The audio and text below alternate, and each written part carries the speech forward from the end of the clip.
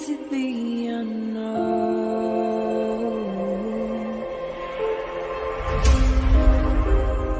down the rabbit hole,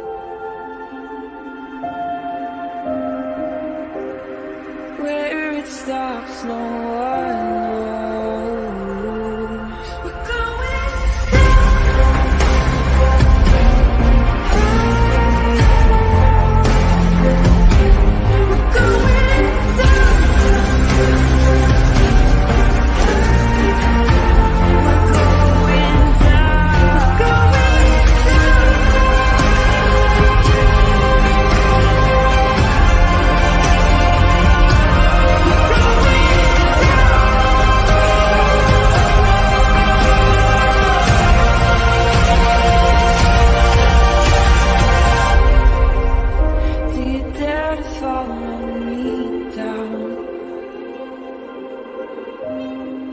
head into the unknown. Na, na, na, na, na, na, na.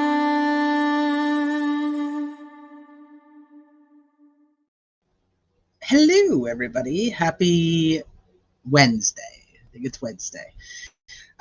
So sorry I have not been on to see you guys. I have been a tad under the weather, but a little bit worse is my daughter, so I've been taking care of her. So I'm sorry I missed you guys so many days. I don't think I've been live since like Friday. It's Wednesday already. Jeez. But I wanted to come on tonight so that we can just talk about, well, some of the stuff that's happened this week and what really we can expect tomorrow.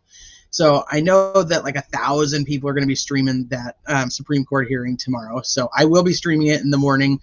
If you choose to watch it here, thank you. If you choose to watch it somewhere else, we'll discuss it after anyway. So either way. But hello to everybody. Hi, Teresa. Hi, Just Deb. What's up, Boxy? Hey, CJK. Mary Blid. Hey, Mar. Sees through. Cool gamer. Hi, ATS. Hi, Sleuthy Goosey. So because I'm a little under the weather, I did ask my lovely friend Sleuthy Goosey if she had time to come up and help talk us through her thoughts on what's going to happen tomorrow. So she's going to come up soon too. So, and thank you to Sleuthy Goosey for doing that. Hey, Dina. What's up, Digital? Hey, Richard. Oh, hey, catch him alive. Hey, Lilith. Kimberly. Hey, Terry. Hey, Mace Mama. Marshall. Inspector Gadget. Wen Mac. Hey. Hey, Carla. Hey, True Crime Fangirl.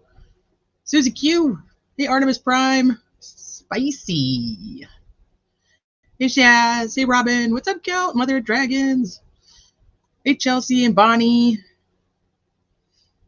Hey, ASMR. Hey, Anna. We'll see you on the replay, so when you watch this, know I said hi. All right, let me get back down here. Tomorrow at 11 a.m. Eastern is the start of the arguments. So I have the live scheduled for 7:30 my time. So we'll be on like about a half hour beforehand, just get settled in, say hi to everybody, get everything ready to go. And then we'll listen to what happens. So you remember with the Supreme Court, it's a little different. So it's not like listening to a regular trial. They're going to, yeah, so 10:30 Eastern. Thank you.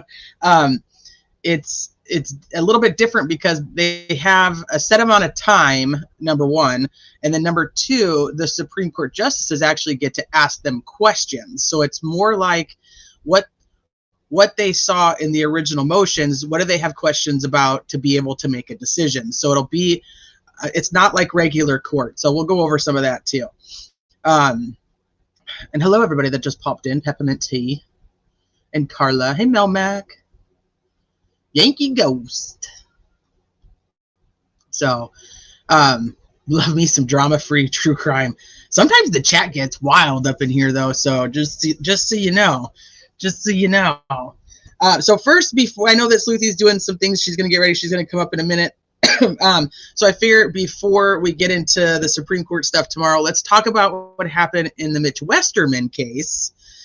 Because as you know, we've really taken the Delphi case. It's really into three separate sections. We have the whole stuff with the leak, we have the whole stuff with the Supreme Court, and then we have the actual case against Richard Allen. Yes, all three tie together, but we've kind of separated them for the purposes of I don't know, easy follow up. But that's kind of where we're at. So Mitch Westerman is the gentleman that used to work in Baldwin's office, was still friends with Baldwin, Andrew Baldwin, the old defense attorney, went in, took the pictures that were laying on the table of the crime scene photos, sent them to his friend, so on and so forth. I think most people are pretty aware of the situation with that. So Mitch Westerman was charged with a misdemeanor and has chosen to do a jury trial for this misdemeanor.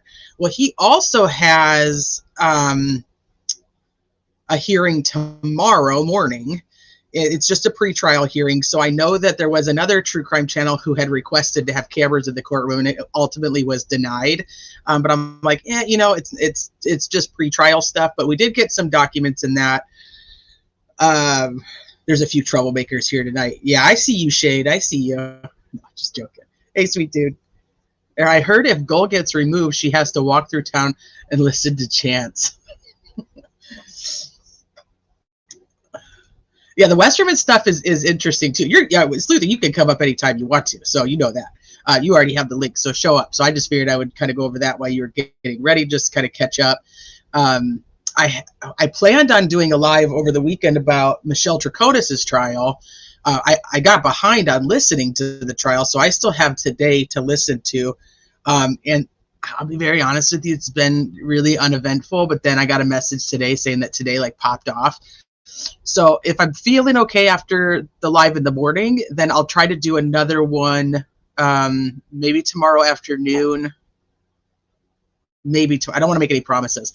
Maybe tomorrow I have to go over anything that's been happening with Michelle Troconis's trial. And if you guys aren't familiar, that's with the mom of 5 that went missing in May of 2019. So we'll try to catch up on that and go over the case history a little bit too. So that's neither here nor there. So anyway, so there's Mitch Westerman stuff. So he actually has a hearing tomorrow at this on the same day the Supreme Court has their hearing. It's just like, what are the chances? Brandon Woodhouse, who's also kind of intricate in this whole leaky, process with the thumb drive map. Yeah, oh, thank you, Mother of Dragons. Thank you, Mother of Dragons. I appreciate that.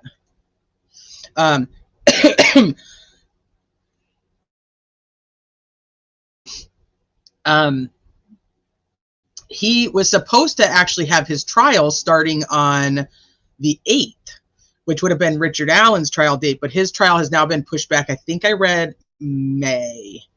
So that's just another little side interesting thing. So for Mitch Westerman, he has a hearing in the morning. His is at 9 a.m. Eastern, but there was some docs that came out yesterday. I think it was. My days might be mixed up. The nanny testimony is crucial. Yeah, and so she barely had started on the stand. I'm going to go my brain's all over. So here we go. Michelle Troconis again. The nanny had just started on the stand, so she was finishing today, and I haven't got there yet. So I think it's going to be. I think that's probably huge. Anybody who's watched it already today already knows that. I don't, so no spoilers.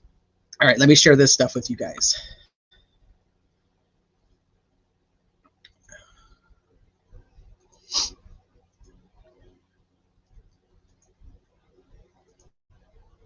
Okay. So I couldn't find this in a PDF, so I had to take the screenshots of it, which was kind of silly, but whatever. It is what it is. Okay, so the state has put out that that they're in discovery compliance. So we're just going to kind of go through these, and then you got jiu-jitsu. Thank you. Okay, first, I guess before we go through, let me read this comment. I believe that the Nordic religion following prison guards exists. That R.A. was a pawn, a follower who took the fall for. I should read it from over here and not from the comments. Was a pawn and follower who took the fall for unknowns. Life is boring in these small Indiana towns. Wrong choice, R.A. wrong. Oh, yeah. I mean, I think it's very possible. Hi, Jen Lu. I don't even know where I'm at, what I'm doing, so I shan't give any spoilers because I don't know what's happening. We were talking, that's why I was like, this is really about Delphi, but I want to cover Michelle Troconis too because I've followed that case from the beginning, and so I want to make sure we touch on that. An appetizer. Yeah, an appetizer, so to speak. So, okay, let's get... Let's pull these up. So the state says, okay, here you go. Like, we're going to be, here's your, well, for one, here's your notice of compliance. We kind of went over this as well with the compliance that was given to Andrew Baldwin and Bradley Rosie. And it just is simply stating, like, here, like, comes now the state of Indiana by counsel. I mean, these are essentially kind of boring, but there's like some interesting tidbits that do pop up. Comes now the state of Indiana by counsel and notifies the court that it has provided the following items to counsel for the defendant or the defendant if pro se pursuant to defendant's motion for discovery. The charging information, the probable cause affidavit, officer's report. Now, the officer's report is 250 pages. So we have the charging information, the probable cause affidavit. We've gone over it before. I'm not going to go back to it. But it's essentially saying that he went in, he took the pictures, so on and so forth, sent them out, and they went out. So the officer's report is 250 pages long. A criminal cross match is 1 page, and 5 DVDs of interviews. 5 DVDs of interviews. I'm like, all right then. So we know that Rosie and Baldwin both had gone in. I would assume that the other one was going to be Mitch, and then I'm going to go with what's down here. It's probably going to be, well, Benjamin Rector would be the one that would be doing it. So I don't know. It's going to be, we'll see. Witnesses the state may call at trial include all persons whose names are mentioned in the above referenced materials and all defense witnesses. Additional witnesses the state may call are listed below and provided to counsel for the defendant or the defendant if pro se. So all persons whose names are mentioned in the above referenced materials. So you have that. So officer report, that's going to be interesting. Then we've got Andrew Baldwin, Jerry Holman, Benjamin Rector, and Brad Rosie. And any and all persons listed in discovered materials. And here's Sleuthy. Let me bring her up and say hello. Hi, Sleuthy. Hey, I hope you get like a wild burst of energy tomorrow. Gosh, I hope I do too. I know I'm taking my meds, but you know, who knows? We'll see. Hopefully I do. I mean, at least like in the morning, it's just like we just have to kind of listen, and then we could like work it all out. We can talk it through. You know what I mean? Yeah, I don't think it'll be boring. No, I don't think it's gonna. I think it's gonna be far from boring. So thank you, Christy B. I appreciate. Thank you for having a trial Eve live. The anticipation has been killing me. That's kind of where I'm at. So I'm like, we got to get on here and just talk about it. So like, since we're going through Mitch Westerman stuff, and I know you've seen it. So what? We only gone through the first page so far. So what are your thoughts on the fact that the officer's report is 250 pages long? I don't know what they would be writing about for 250 pages. That's what I was thinking. Well, does it include like all the screenshots? Like, is it 250 pages of a ton of screenshots that were given to like whoever initiated the report? I don't know. That's true. But still yet, I don't know. I don't know what you would write about for 250 pages. Now, if it was like a huge blown up screenshot where one takes up one whole page, that would make sense. It's possible. That's possible. That would make sense if they do have like all the screenshots in there. But yeah, I'm very curious to find out. Tornado Artist, hi Tornado, says maybe possibly the transcript interviews. Maybe. I do. I think it's a lot for like such a little kids. Yeah, I'm trying to think of what would be included in like whoever took the first report. You know what I mean? Yeah. I don't know. Well, because you have.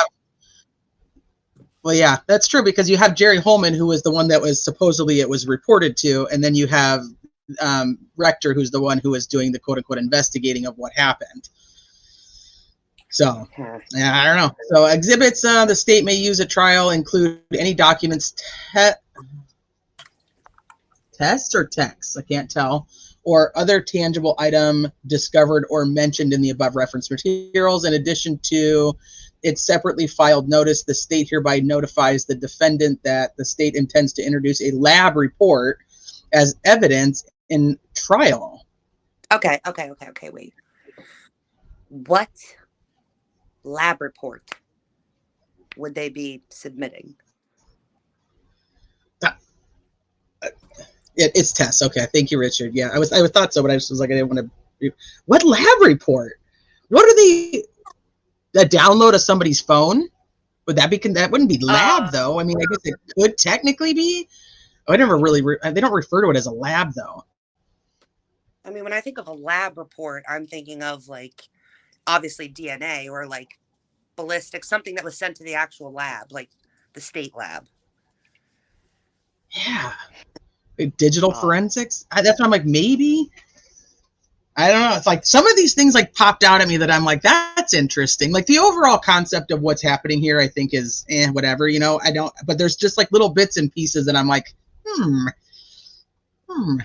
The fact that he's going to trial after he already filled out an affidavit, sworn affidavit, saying that he went in and took something, I'm thinking that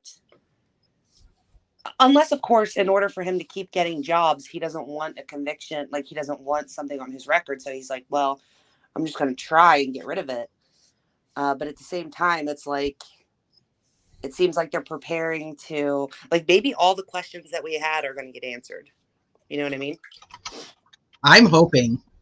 Me too. I'm hoping so. You don't think they're going to like seal this all up? I think they just need to put everyone on blast. That's what I think. That's what I would do if I was him. I can't wait. I know that's so bad, but I can't wait. I want to know what it says. Okay, so let me get out of this one. And then, so here's this is page 1. The state's motion for the protective order. Yeah, Baldwin, Rosie, Westerman. Who else, though, Aspen? 5 of them. Who else would be the other 2? Because at first I was thinking it would be Holman, but then I was like, no, that's not true because they're adding them to the bottom.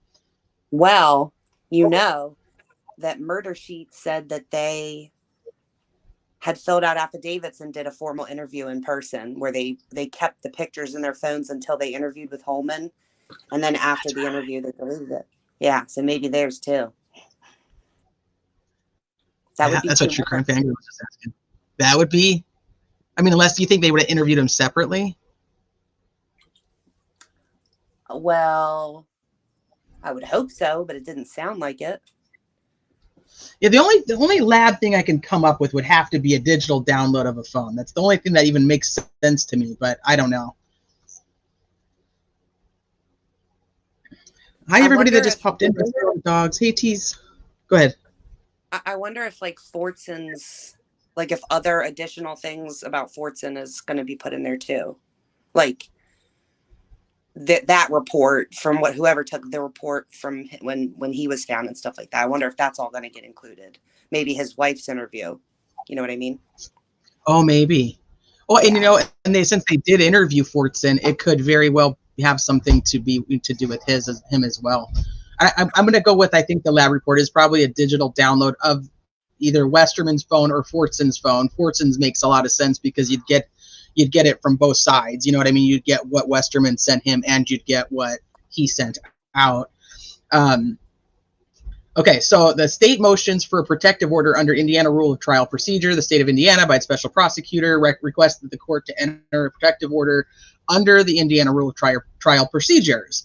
Now, this is interesting, like some of the pieces that come out of this. So they want to prevent the defense counsel from distributing to the defendant or the public any videos, pictures, or other discovered material that involves the identity of a confidential informant or undercover law enforcement officer, or identifying information such as addresses, phone numbers, dates of birth of any witness or victim, and to prevent the defendant from distributing the previously stated material to the public.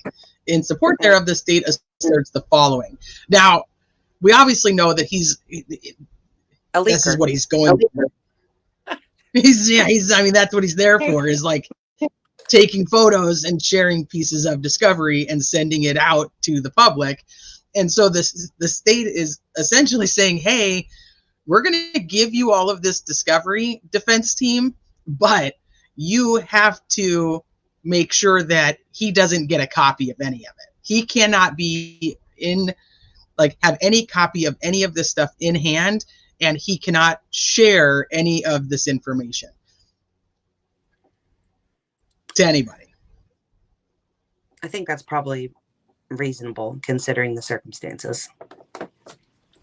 I thought so too, but then I'm like, how hard are we going to go at this guy who, I mean, obviously as the public is outraged about the fact that these crime scene photos are out there, so I get it. But if we take a look at like what's truly happening legality wise, this guy's charged with misdemeanor conversion.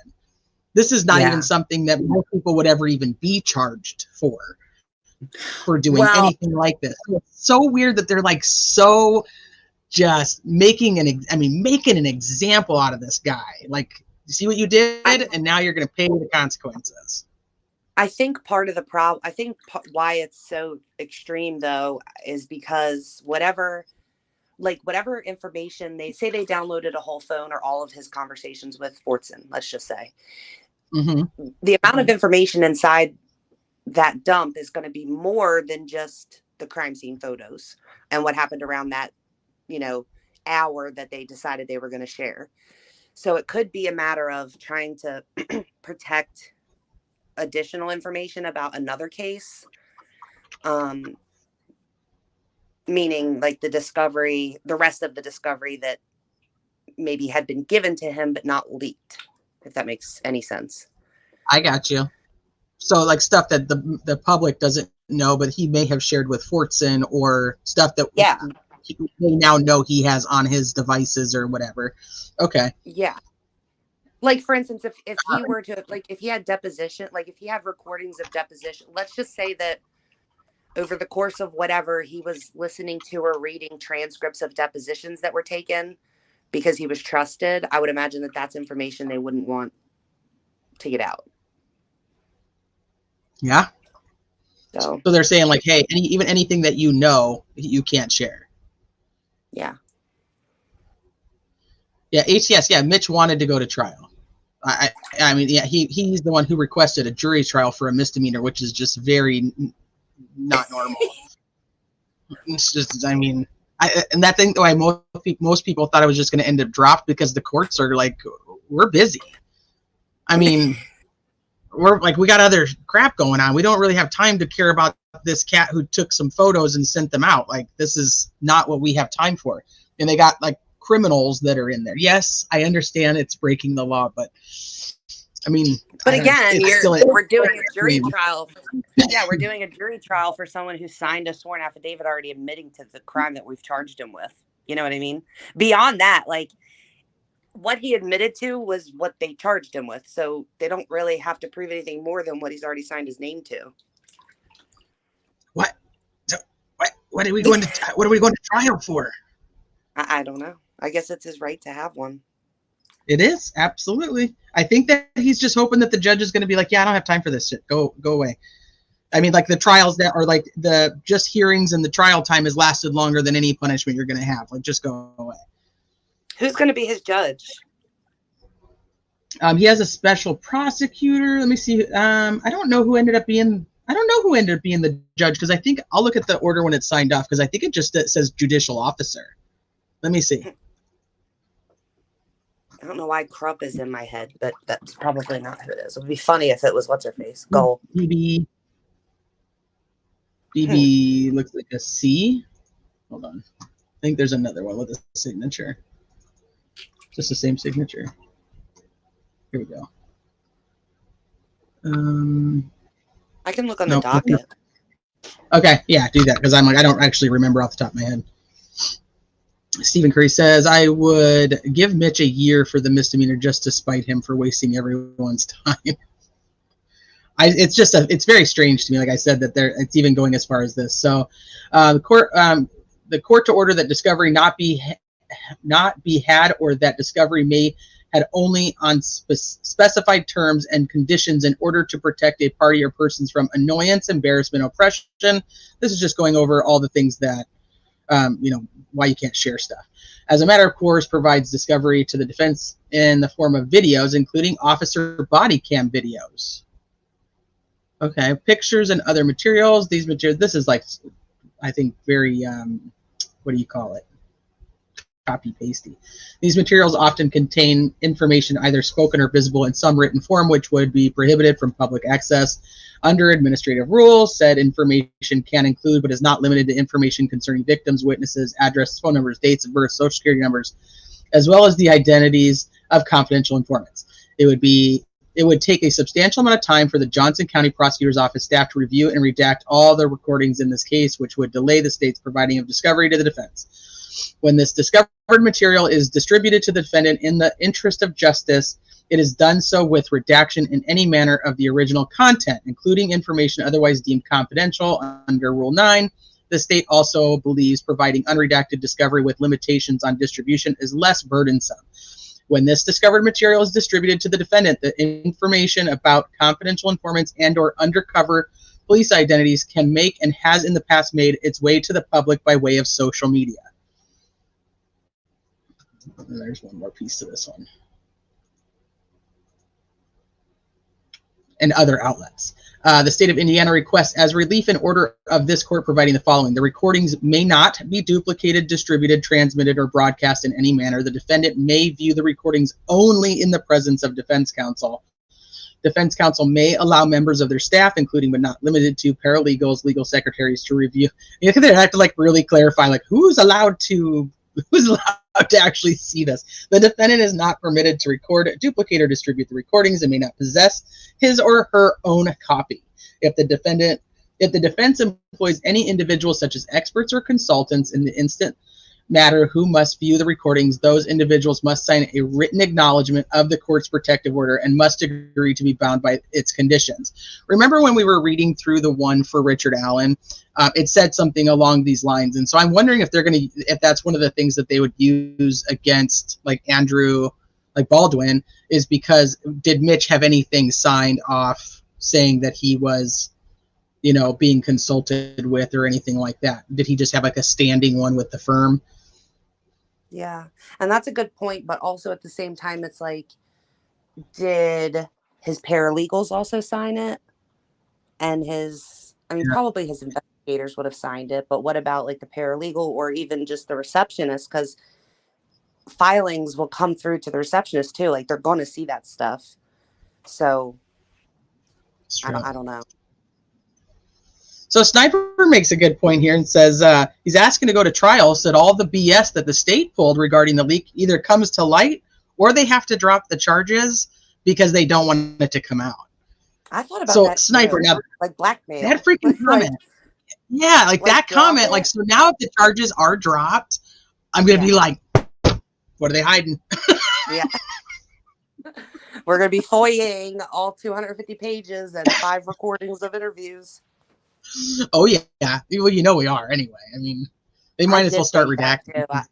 I was like, I wonder if he's trying to call their bluff. Like, if you still want to keep charging me with this, I've got every conversation. But then at the same time, he's like trying to keep it sealed. So I don't know. Because I would be like, yeah, bring the media in. See, now the media is going to be here, just like Gall did to the other two.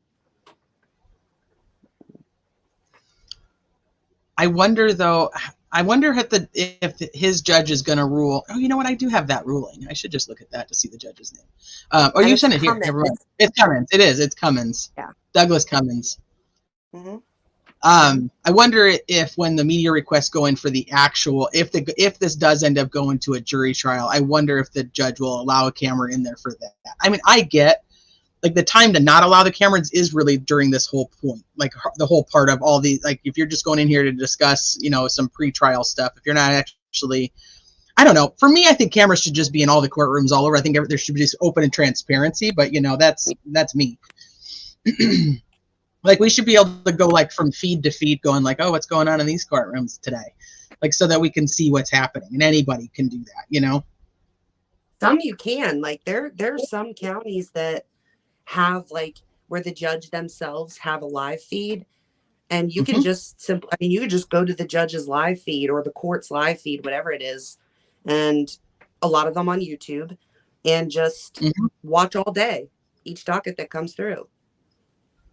Yeah, like totally open transparency. I'm subscribed to Judge Voice's YouTube. So, All right. So then the recording shall be used only to prepare a defense in the instant case and shall not be filed with the court or their contents reproduced in any court filing unless the document or filing has been designated as not for public access. Nobody with access to video footage in this matter may send, duplicate, exhibit, print, so on and so forth. So just like I said, essentially he cannot be left alone with discovery materials. He has to have his attorneys there. And then the judge does sign off and says, yeah, we agree with your protective order, and here you go. So the recordings provided to the defense may not be duplicated. The defendant is not permitted to record, duplicate, or distribute the recordings and may not possess his or her own copy. If the defense employs any individuals, they have to sign off. The recording shall be used only to prepare for the defense. Nobody with access to video footage in this matter may send, duplicate, or exhibit. So judge signs off on it, and it's a done deal. He can't be left alone with his own discovery, whether he thinks he's an attorney or not. So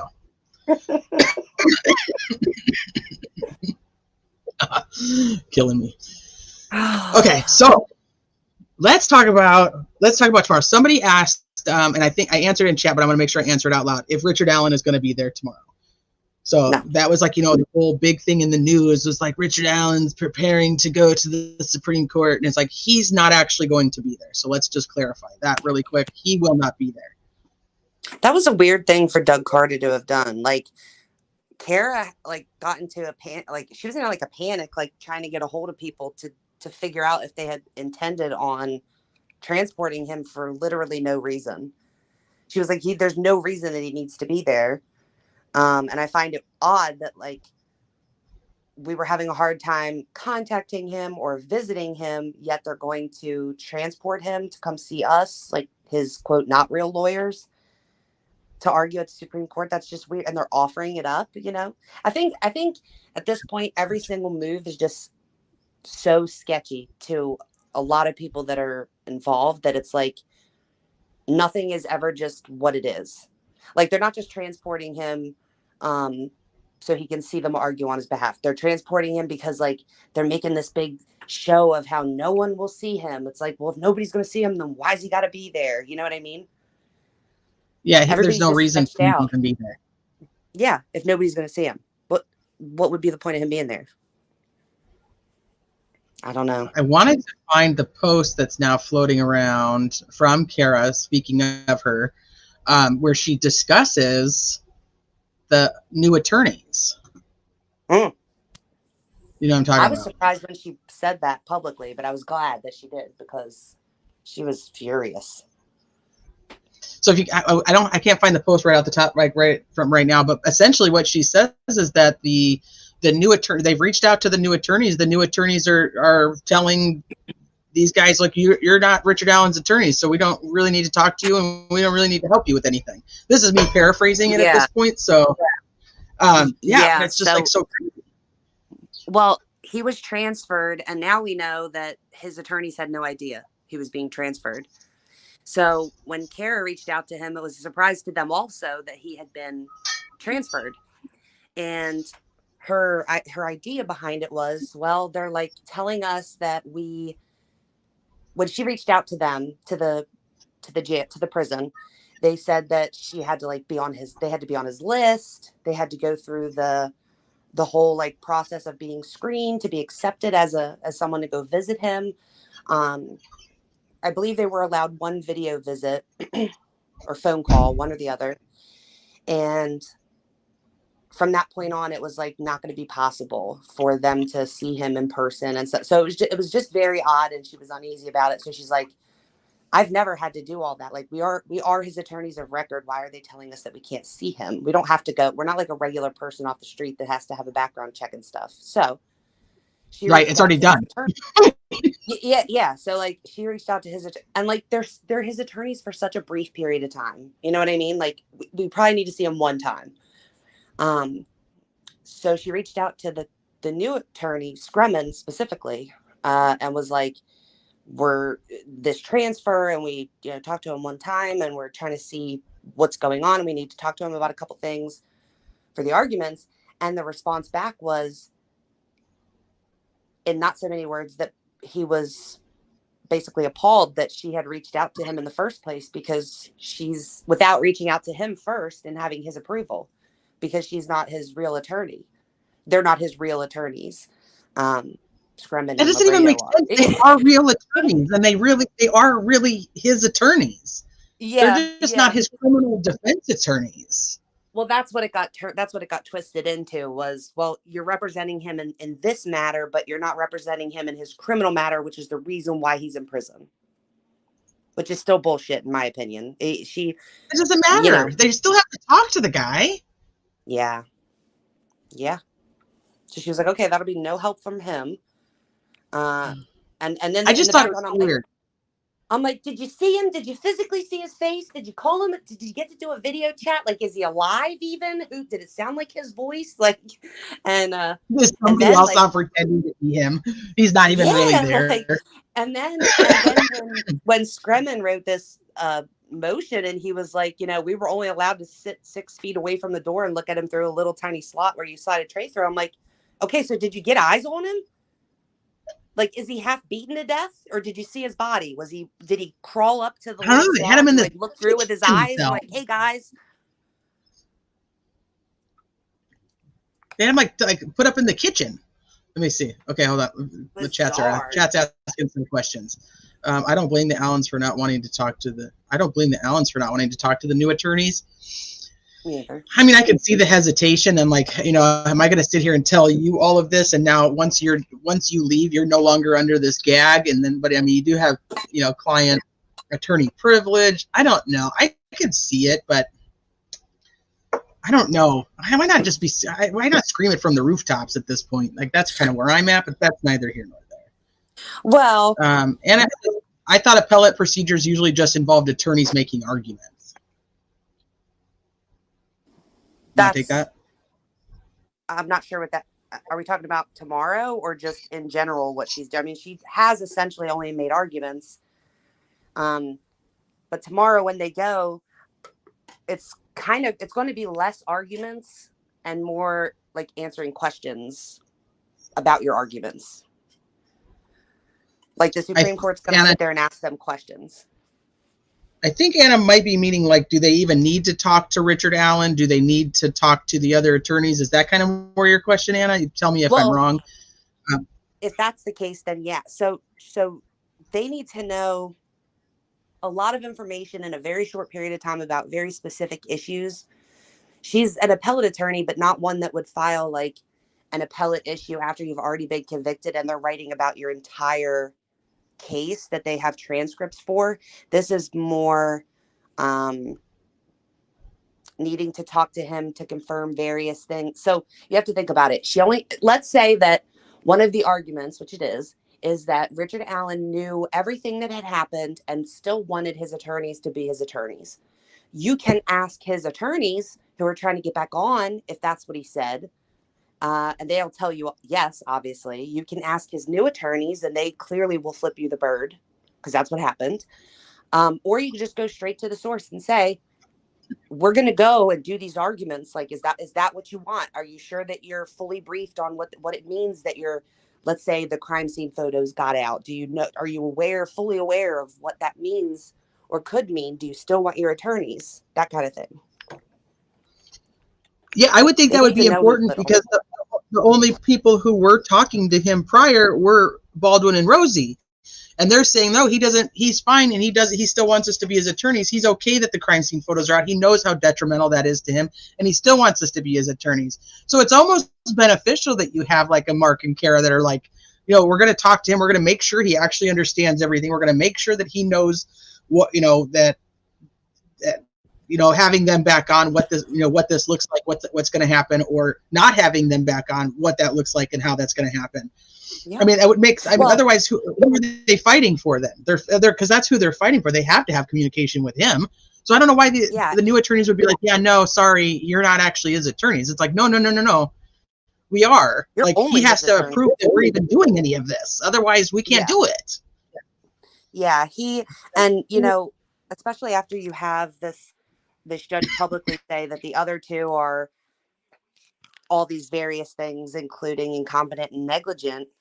And so it would be beneficial to then not be going off of their word for what he said, which was all we had, because she didn't want him in chambers to hear him say it himself. So we would be going off a letter that they clearly drafted.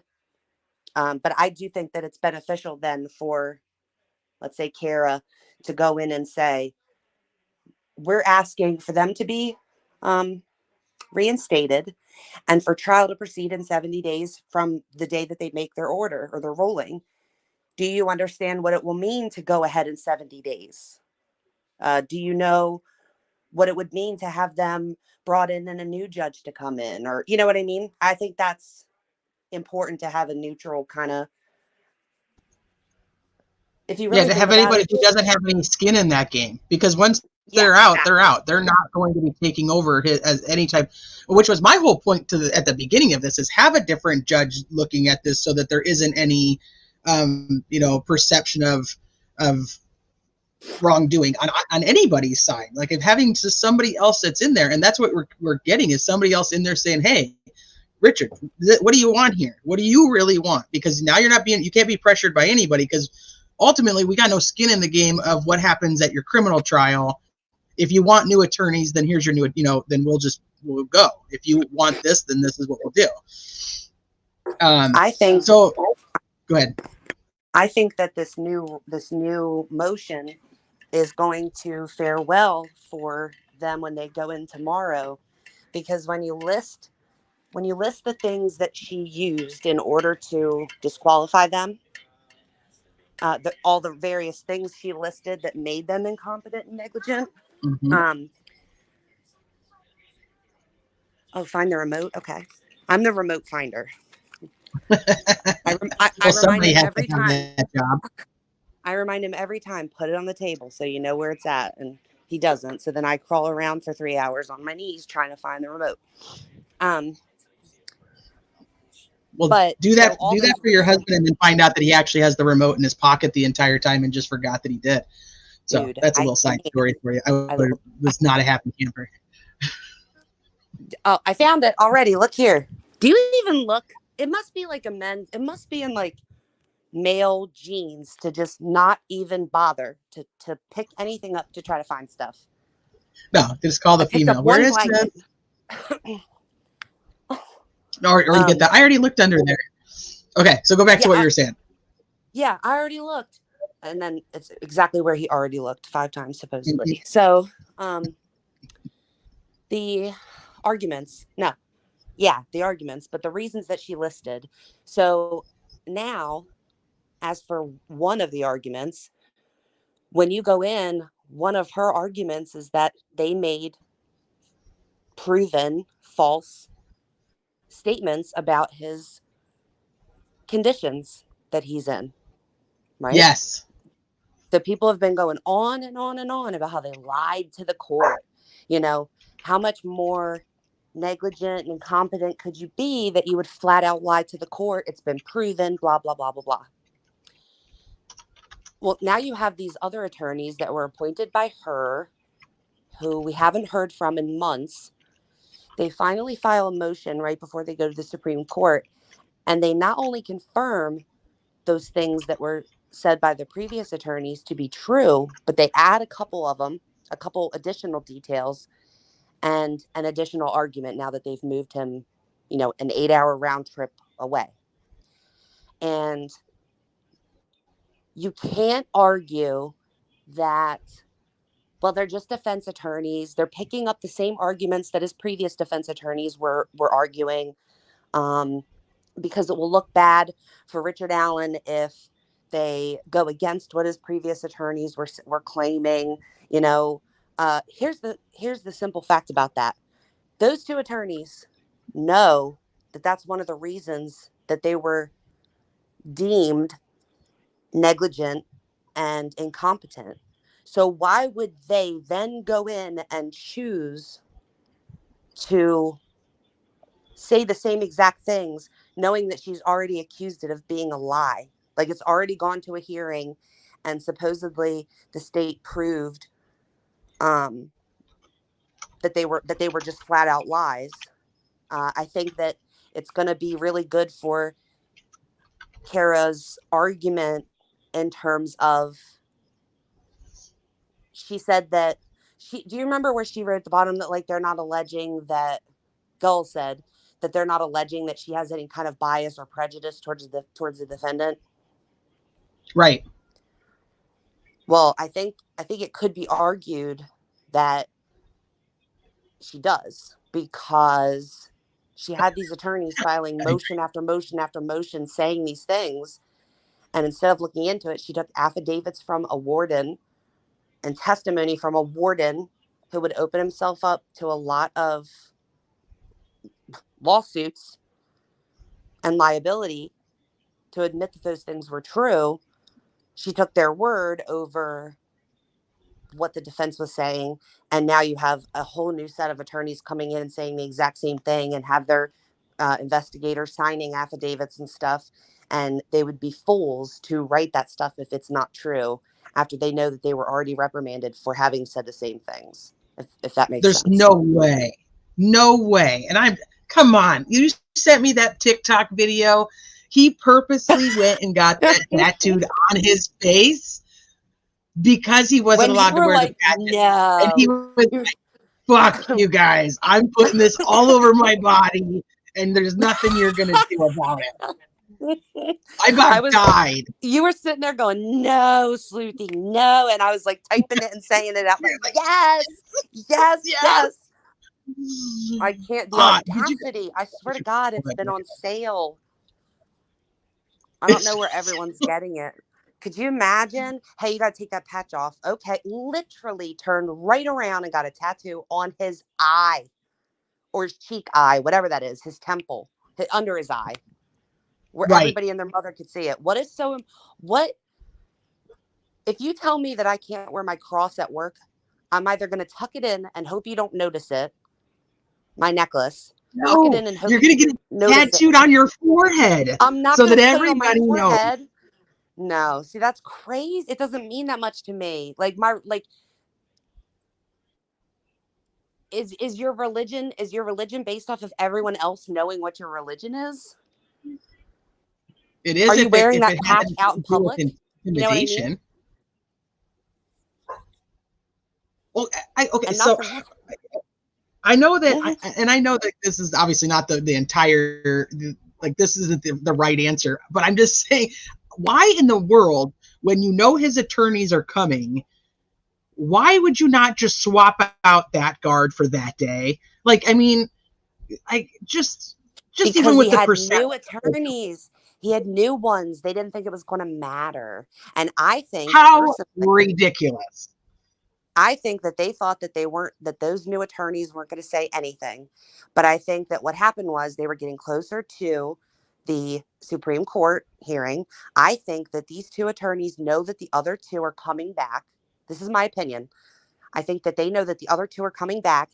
And instead of getting drugged through the shit, which is what's going to happen, they were like, we better get in here and assert, our opinion, as far, like, we need to be his defense attorneys this week, because if we're not, and we get pulled off of this too, and Gull is going down in terms of like, now the public perception is that she put us on here because we weren't going to do anything.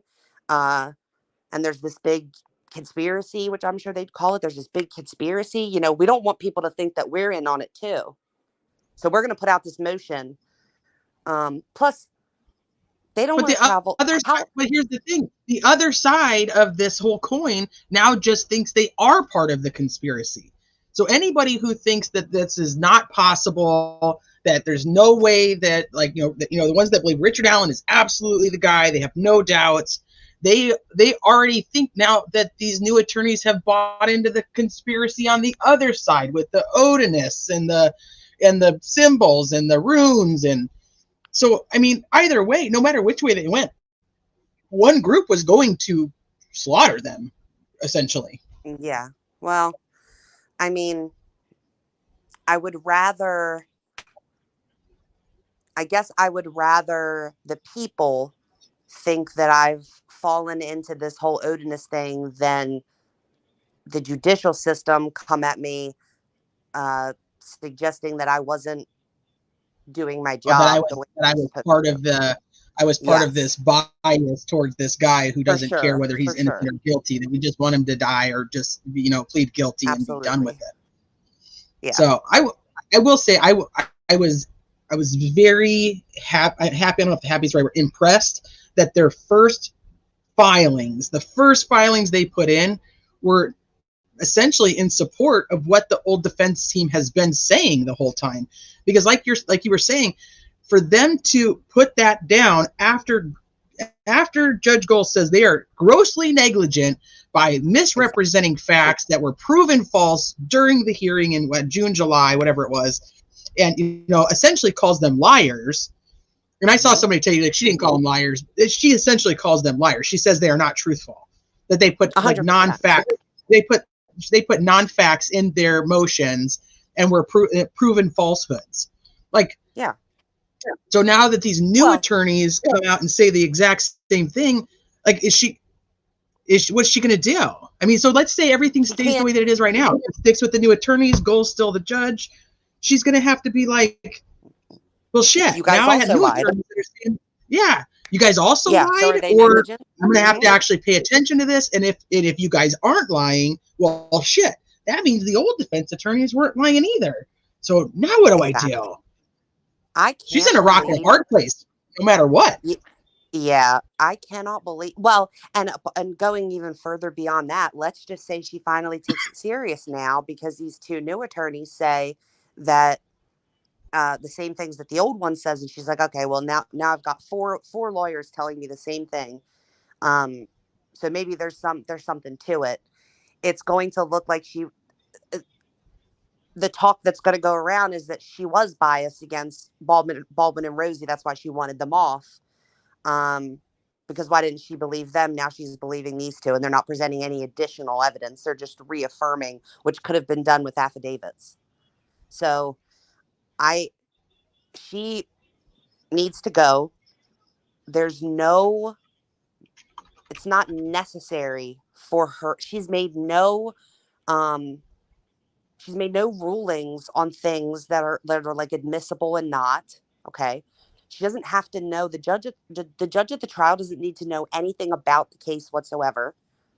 The judge is the one that can be replaced the day of or day before trial, and it's not going to affect the trial at all. So bring the other two back. You can't bring all three of them back. Let her go, bring a new one in, and let them go to trial. I don't see how anyone could be arguing that that's a bad move at this point. And I don't want to hear that it's because it'll cause appellate issues, because the appellate issues have already been it's already happened. There's already more than enough appellate issues to be brought if there's a conviction. So it's not that. They're not trying to avoid appellate issues.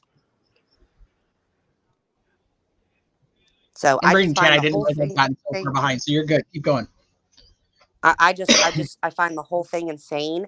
And I saw someone had asked something about I'm so far behind on tomorrow. chat that I was trying to skim it. It was like a colored one. That's why I saw it. But it said like, oh, there it is. Hey, Adrian, thank you. Hey, guys, thank you for streaming today. Do you think anything definitive will be decided tomorrow? no. Also, why is it so difficult for people to accept that actual shady stuff is happening? It's at the state Supreme Court. So no, you have a 0.00001% chance that there'll be any decision tomorrow. No, what they're going to do is they're going to take everything into consideration, and let's say only 3 of the judges really had questions, but the other 2 were already ready to decide.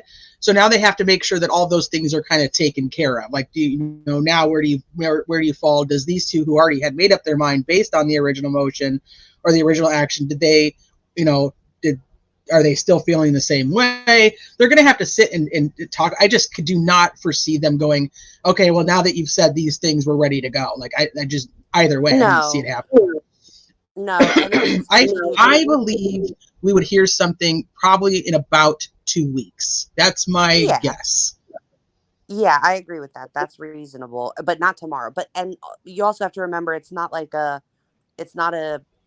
verbal ruling. They can't just say, okay, you win, and then bang the gavel. Like, it'll have to be a very detailed written ruling that can then be used and cited by other people like, this is a big deal. I'm just saying, like, this is a big deal. Whether it's denied or it's granted, it's going to be a big deal. So it's going to have to be a very thorough and detailed written Right. ruling. And if some of the justices don't agree, they'll have theirs in there as well. You know what I mean? But I do think that while we watch it, I think that it's possible we'll get a feeling about what way they're going to go, unless they're incredibly good at being stone-faced, and you know what I mean. But by their questions, And they we very should well be able probably to, are. because they'll challenge them. Like, they'll say, so say Kara says, and I know it's not Kara. I always say Kara because I've never spoken to Mark. But let's say Mark is like, well, here's my argument, and this case is the one I'm using to support my argument. Those justices, one could come back and say, well, doesn't that case say blah blah blah blah blah, and it'll be the total opposite of what he's saying. And then he has to explain why that does or doesn't apply. Like, it's really, they can prepare an oral argument, but a lot of this is like what we see written in motions and stuff that are then objected to by the state, like that people have actual time to sit and think about their responses, write it all out, proofread it, but it happens in real time. I think you have to be quite skilled to do what they're going to be doing tomorrow. Not that all lawyers aren't skilled. We watched a little bit of Mark from that was a while ago now, when this was all even just being talked about. A little bit of Mark arguing in front of the Supreme Court for obviously an entirely different case. So it's definitely an interesting setting, because it's not something that we typically are watching. Like, even us true crime people are watching, criminal trials all the time. But this is going to be totally different. So a couple of the questions that came out in chat. So let's go over who's actually going to be there tomorrow.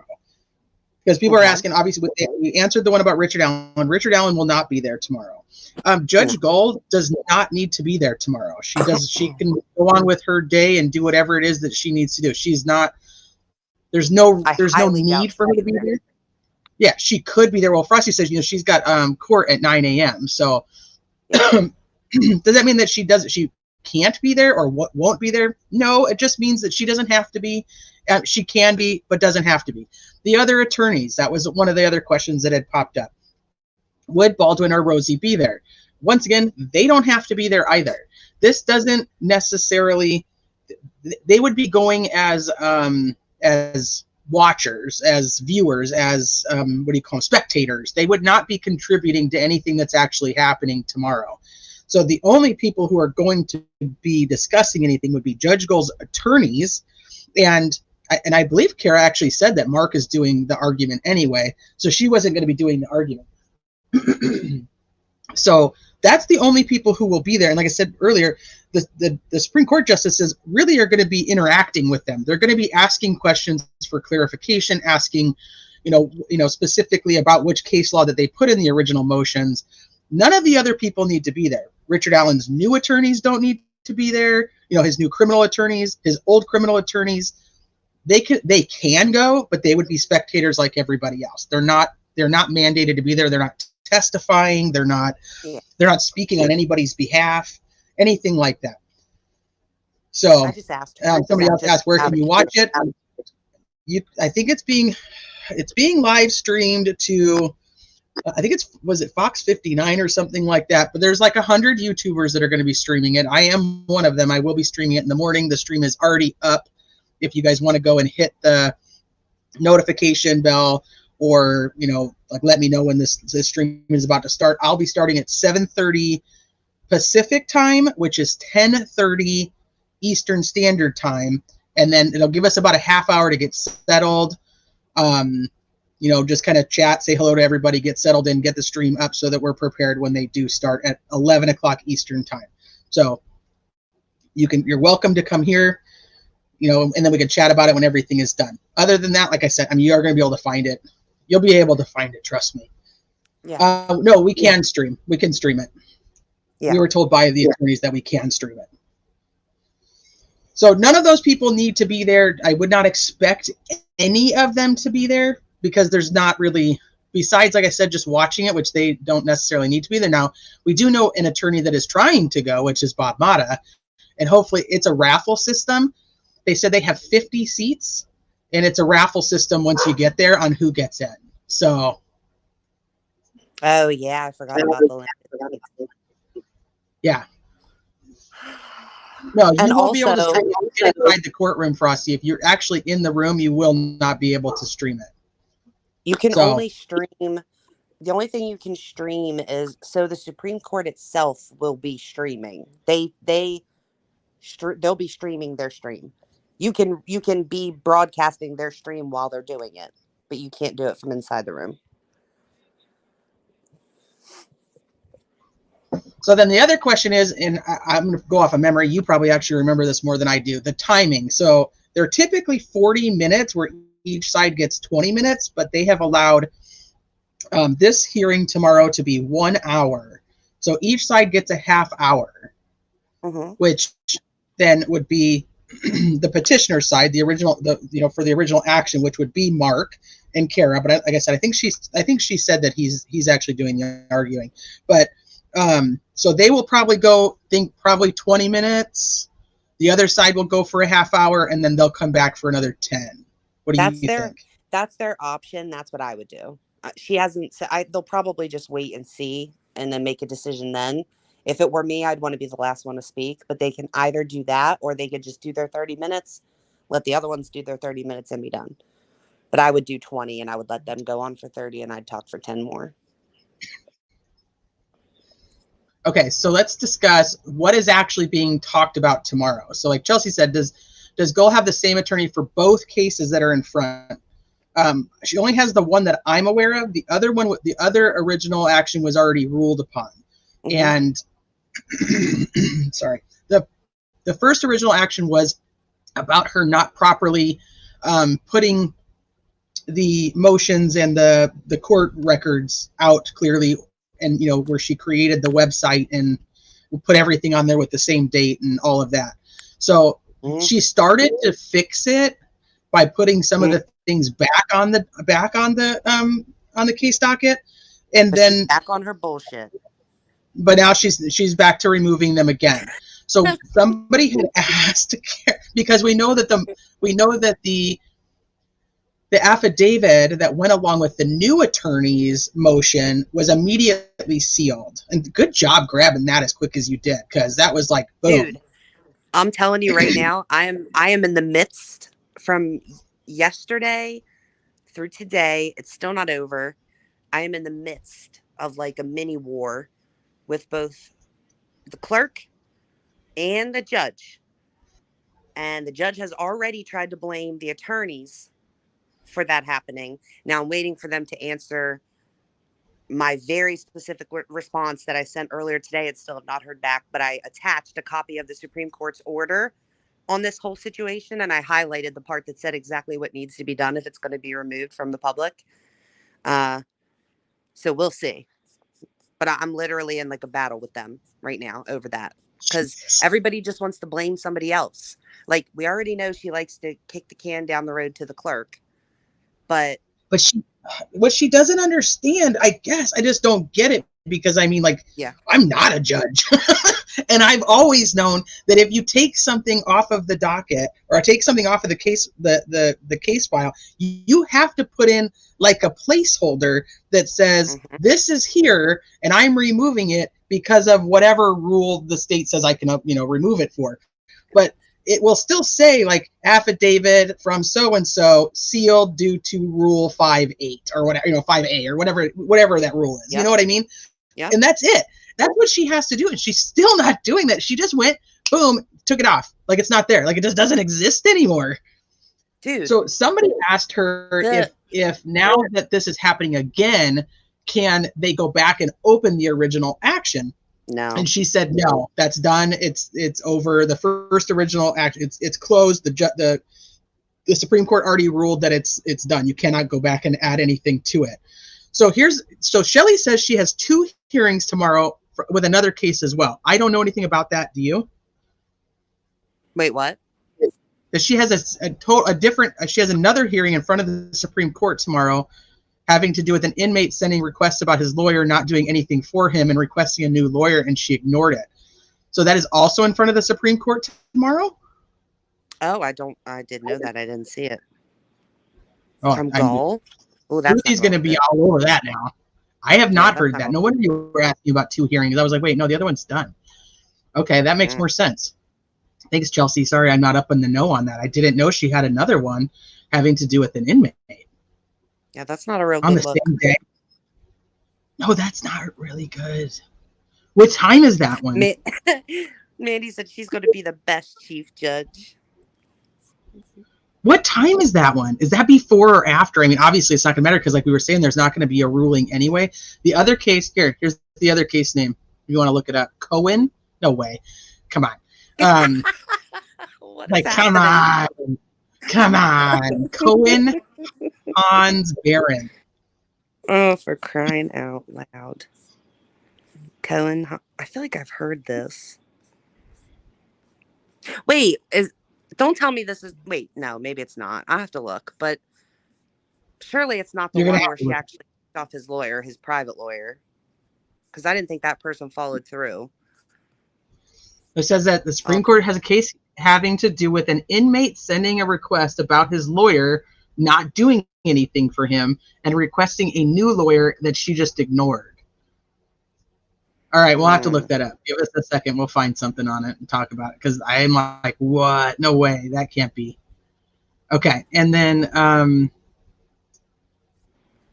okay. I know Frosty thinks that Richard Allen's the guy. I like Frosty anyway. He's welcome to think Richard Allen's the guy and still hang out. So just FYI, I don't care what people think about guilt or innocence, as long as they're kind and respectful when they're here and about me and other places. Other than that, everybody's welcome and all opinions are welcome. Now, Jen P asked a question. Let me go back to Jen. Hi, Jen, by the way. Criminality and sleuthing. Do you think there's any chance the new defense is working with the old defense to get them back on? Because it seems like the new guys are implying it would be hard to represent RA, etc. I do not. And the reason I simply do not is because they know that the old defense is working with Kara and Mark and yet still put up that wall and treat. Like, make no mistake, they put out that motion, but they're still not, like, I guess, supportive of what Kara and Mark are doing. Yeah, so you'd think if they were actually working with the old defense team, which, I mean, without the whole stuff with the appellate thing going on, they were kind of talking, like the old defense team was like, yeah, we'll go ahead and talk to them and we'll work with them. So you'd think that with the new motions that it would be possible, but the fact that they're not working to get, I do not believe they're working to get them back on. Yeah. And here's the tough part, because, we talked about this when it comes to like if Baldwin and Rosie really think that Richard Allen is innocent, because the amount of effort that they continue to put into the case kind of shows that is their belief, that they believe that he is innocent. Now, the opposite side of that is this is the Delphi murders. We can't ignore the fact that this is an extremely high profile case in the United States and all over the world. Anybody who is representing Richard Allen at this point has the chance to make something of themselves. I kind of argued against that with Baldwin just because he's so much closer to retirement that I'm like, this is a lot for, somebody who's been doing this for a really long time already. It's a lot to kind of put out there, like for a book deal. Like, what is he going to get out of it? He's not looking to garner millions of new clients from this. You see what I mean? Right. So like that one kind of never really like, because he's, they're compared to like Jose Baez, and I'm like, Jose Baez was brand freaking new. That guy made his career off of that case. Baldwin's almost done. Like, he's not going to stick around for another 20 years to do anything with that. And then Brad Rosie, I mean, yeah, he's, right there in the middle. So yeah, he has some time. I just can't see all of that being for like publicity and a book deal or interview money. I mean, I don't know. Maybe it's really that good. I've never been interviewed and paid for it. So maybe nobody wants to pay me for interviews. I don't get it, but they just don't. Oh, Oh, that's not true. I'll interview you after You'll interview tomorrow. me We'll and talk pay about me what a happened at the dollar. Supreme Court. Yeah, and then I'll interview you it. I'll interview you about it.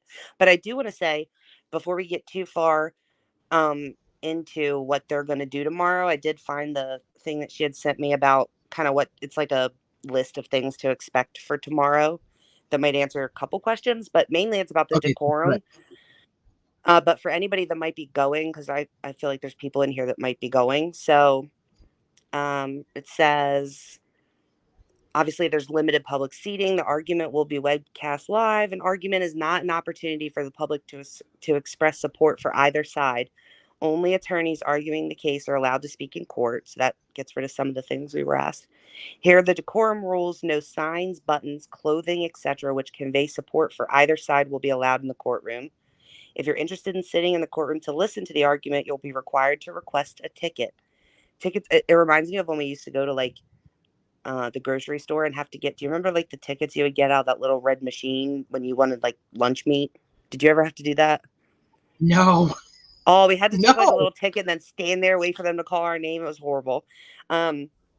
We had to do Tickets will be tickets during COVID. You had to take a ticket to get like a freaking thing of toilet paper. oh no, that it was probably the same ticket machine, but this was back when we would when we would get lunch meat, and then they'd give the kids like little blocks of cheese. Yes, the deli counter ticket. You've never had. Forget it. Maybe I'm too old. I don't know. Um, but these tickets, Supreme Court tickets, are available in person on the third floor of the State House near the courtroom at the north end, beginning at 7:45 a.m. Having a ticket does not guarantee you a seat in the courtroom. Oh yeah, the DMV dude. They also have the same ticket machine. So having a ticket doesn't guarantee you a seat in the courtroom, which is weird. Like, why would you even get one then? About 50 public seats will be available. After you receive your ticket, you will be allowed to join an orderly line to wait for a possible seat. Seating for the public will begin at about 10:55 a.m. Eastern Time, at which time individuals with a ticket in the line may be allowed entrance to the courtroom. The argument is expected to begin at 11 a.m. Eastern and last for 1 hour. The public cannot take audio or video of the argument. Attendees are not permitted to leave and re-enter the courtroom during the argument. And if you get a ticket, this is like this Supreme Court Hunger Games. The live webcast is available is available on a TV outside the courtroom. So like if you don't get it, if they call your name on the ticket, then you can at least sit in the They want to hallway know and watch if it there's on anything TV. about, is there going to be like Odin face tattoo booths? Or can you buy like Odin shirts? It looks like Somebody needs to start making maybe t-shirts that says after they Odin. might have like an at home, like one of my tattoos I got on an ottoman in a house that I lived in with like 10 stranger girls in Florida. It sounds like probably one of those setups will be outside, like on a park bench somewhere. You could probably get you an Odin face tattoo after. I'm saying, I mean, if You'll have they to were get allowed to another go out ticket, there, I another would new say that it ticket would probably be a really good place to go. I mean, I would think that it would. It would probably be a moneymaker. for sure. You know how many people's probably gonna be walking around there wishing they had Odin tattoos? Who's gonna So scalp I their was, tickets? wait, we need to get Okay, a shirt though that has like a rock and then it just says Odinites. Because everybody does keep calling them Odinites. the And dog's that's, like they're that's not, they're Odinists. But like we need to just see oh, like a rock that just says Odinites on it. I can't. When he brought up the finger tattoos too, I was like, are those new as well? But then when I saw that video of his ass laying on that table getting that tattoo on his cheek, I was like, oh, you got to be kidding me. And then when I spotted what I spotted, Teresa, and I sent it to you, Oh I yeah, was I'm like, gonna show that too. I can't Yeah, we'll talk believe about that. this shit. Mm-hmm.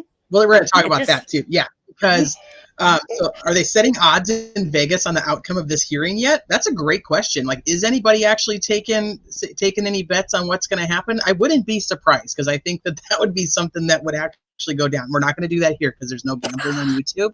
So that's just, Ticketmaster aside. should have Ticketmaster should have Taylor Swift this one. Some of these comments, man, BOGO face God, tattoos. that would have been a mess. This is a great question though. Like, who's actually going to get a ticket and then sell it to somebody else? Remember, did you watch the Johnny Depp hearing where the lawyers were like paying people to like stand in line for them, and then the one lawyer got kicked out because he wasn't actually in line the whole night. He paid somebody to stand in the line, and she got a spot, and then she gave her spot to him, and they were like, "Yeah, no, nuh-uh, sorry, you're out." And he's like, "But I paid her $2,000." They're like, "We don't care what you paid her. That's your own problem." The problem is like instead of just like the tickets that come out of the ticket machine were always numbered. So if you have 50 seats, why don't you just whoever pulls the first 50 numbers 1 through 50, they're the ones that are allowed in, because they're saying you're not guaranteed. So maybe they'll have like a bingo wheel, and they'll just like whoever stands at the door of the Supreme Court will like spin the wheel and then call your number. You should get there early if you're going. Well, if it's a lottery, does it matter when you get there? I don't know. They're starting to sell, or not sell tickets, but give out tickets at 7:45. That's early. That's hours early.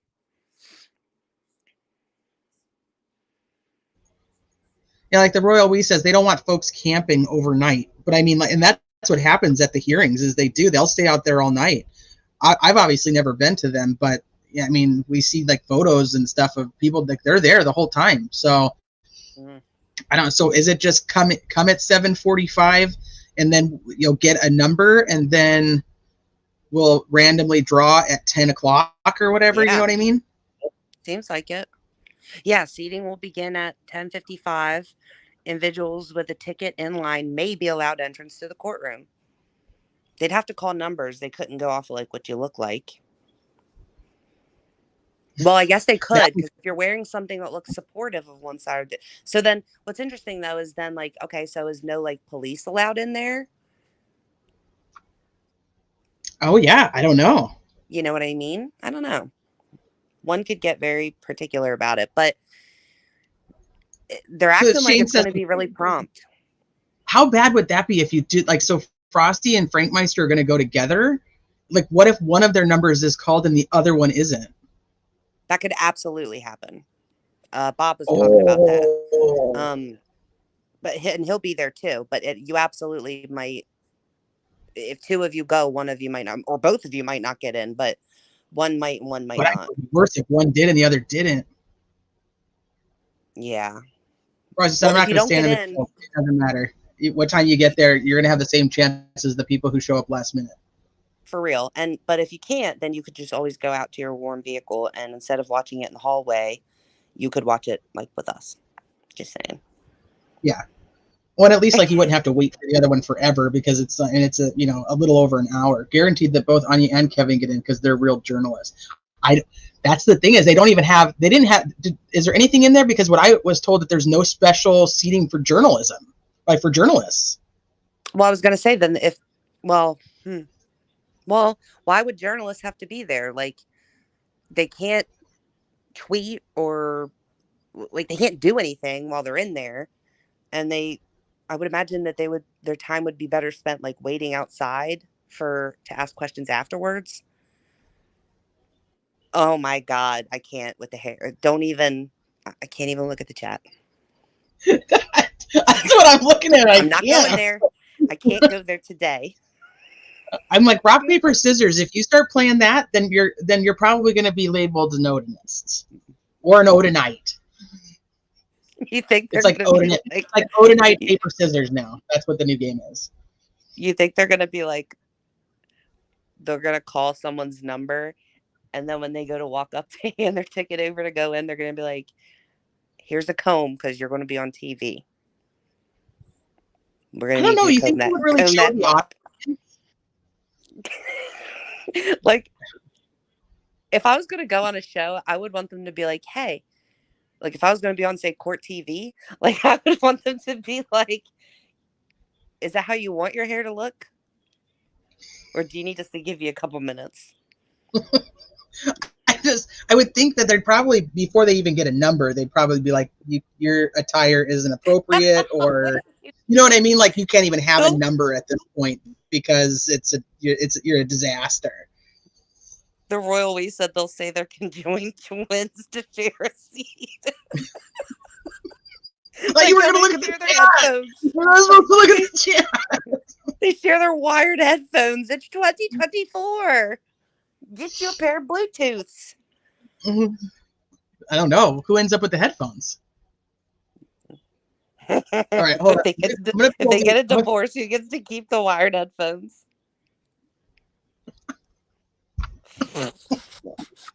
Yeah. And the bookshelf.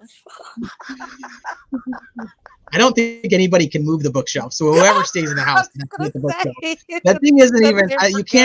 You can't move it now. It's done. It's like it's stuck there. Okay, so I'm gonna show these pictures that you sent me. So I don't know how many of you guys were here. I think it was Fudge and Fright. I don't even know what day it was when I was talking about. Wait, can't you show the video? He can't copyright you, can he? The video of the tattoo? No, I showed it. I can show it again. Let me pull it up. Oh no, I mean the other thing. The other thing. Can you show the video? Or did I not send it to you? You didn't send me the video. You just sent me screenshots. Oh. But you want to send me the video? I'll do that. I'll show the video. Okay, I'll do that while you tell them how that came about. Hold on. Okay. So on one of the streams, we were talking about the whole fanny pack of Bridge Guy. Let me bring that up first so everybody can kind of know what we were talking about. And I was like, I think it's like it's a knife sheath that kind of goes at like an angle. Like, hold on, let me pull this up. Delphi. I think this is the one we were looking at.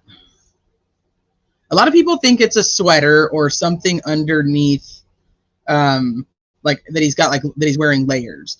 And obviously, none of us actually know. So, I mean, it could be any of these things.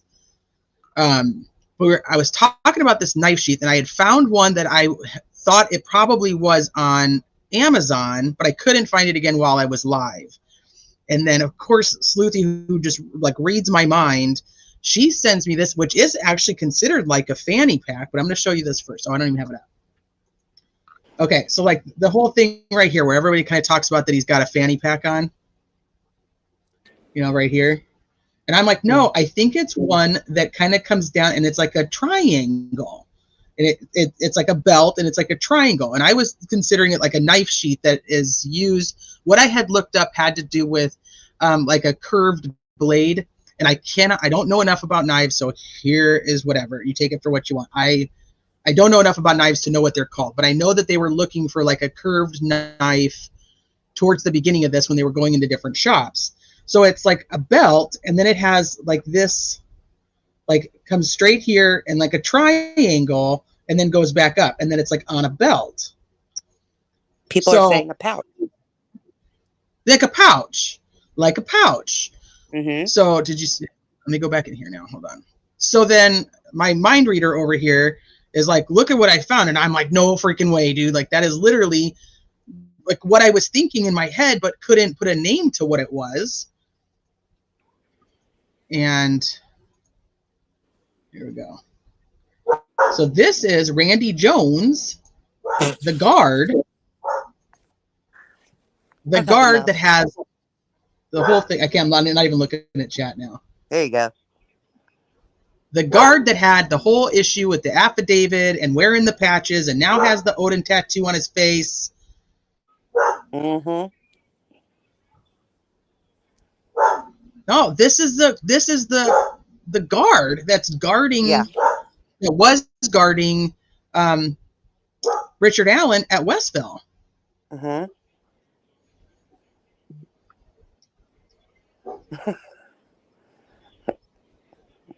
It's like it's like literally what I was thinking, but couldn't name.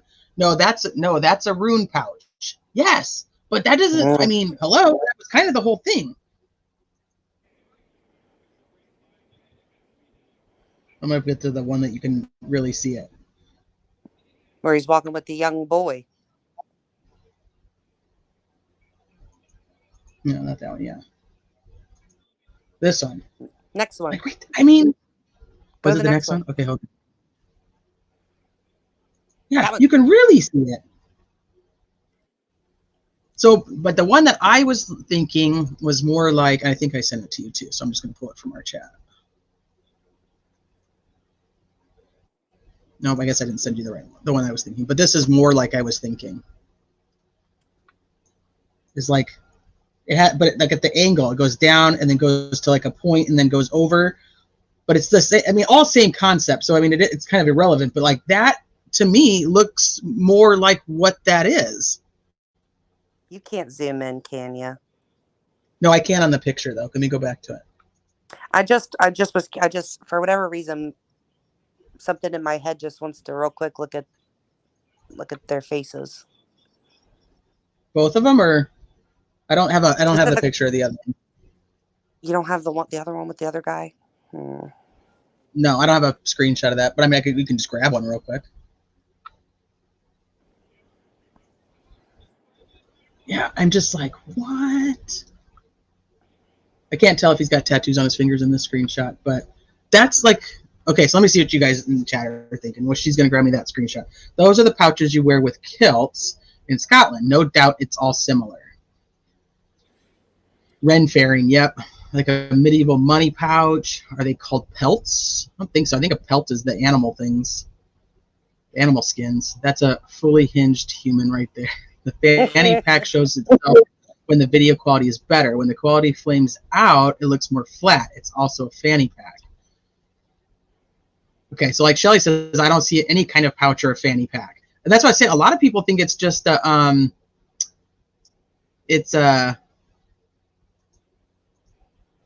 like a brown sweatshirt, like he's wearing layers. I had seen somewhere, hey Sammy, I had seen somewhere long ago that Alan is left-handed. So if he's BG, why would gun, knife, etc. be on his right side? Tammy, that is such a great question. Is he left-handed?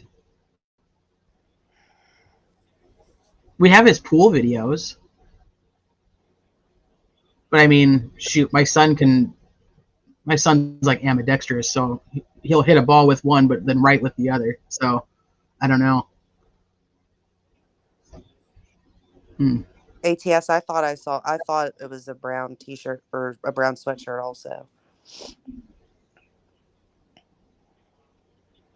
I sent you Cute skirt. like 2 pictures.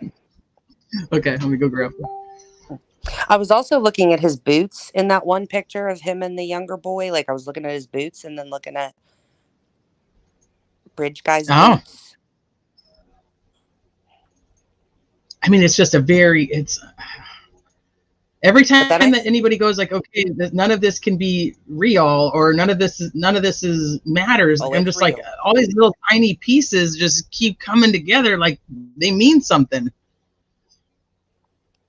Dude, this man went out of his way after he was told to remove his patch to get. Look at all that space he could have got that tattoo put on his nipple or near his belly button or something. He chose to put it on his cheek. Come on. It needed to be visible. Okay, let me see the other one. That's the wrong one. Dude, it looks like 2 totally different people. Kind of startled me when I saw it. Is this? That's him. This is the same guy? No. Yeah, dude, that's him. All right. Hold on. That's the same dude? Yep. What? No. Yep. Did he get rid of the star? Got it covered?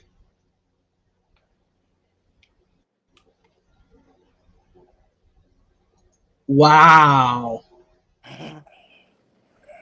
Wow.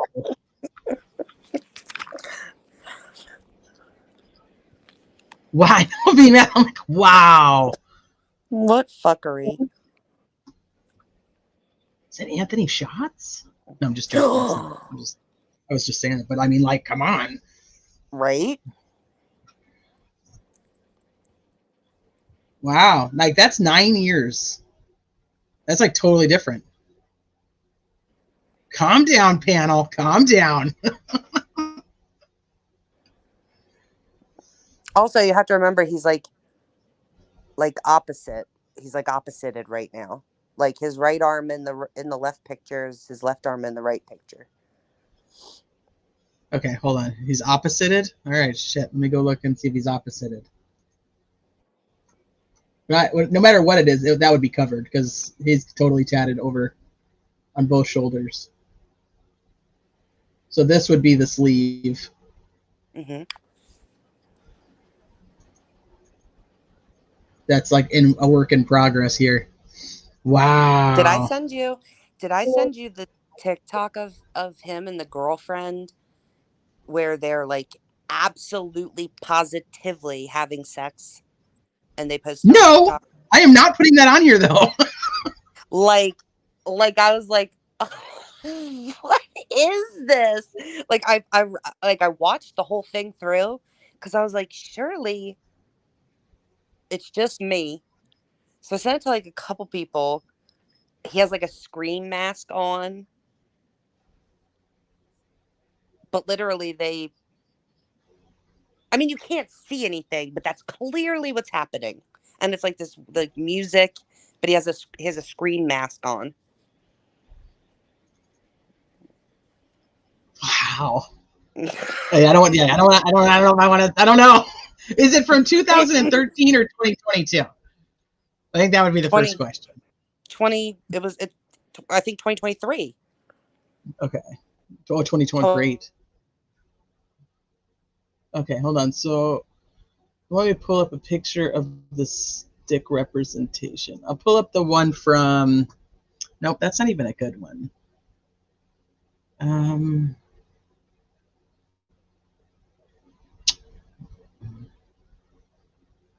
It's just not... So this is the court TV one. I'm back. Can you hear me? But this is... I didn't know you left me. Oh, I did. I went to go get it for you. 10/20/2023. So 4 days before he got the O tattoo on his face.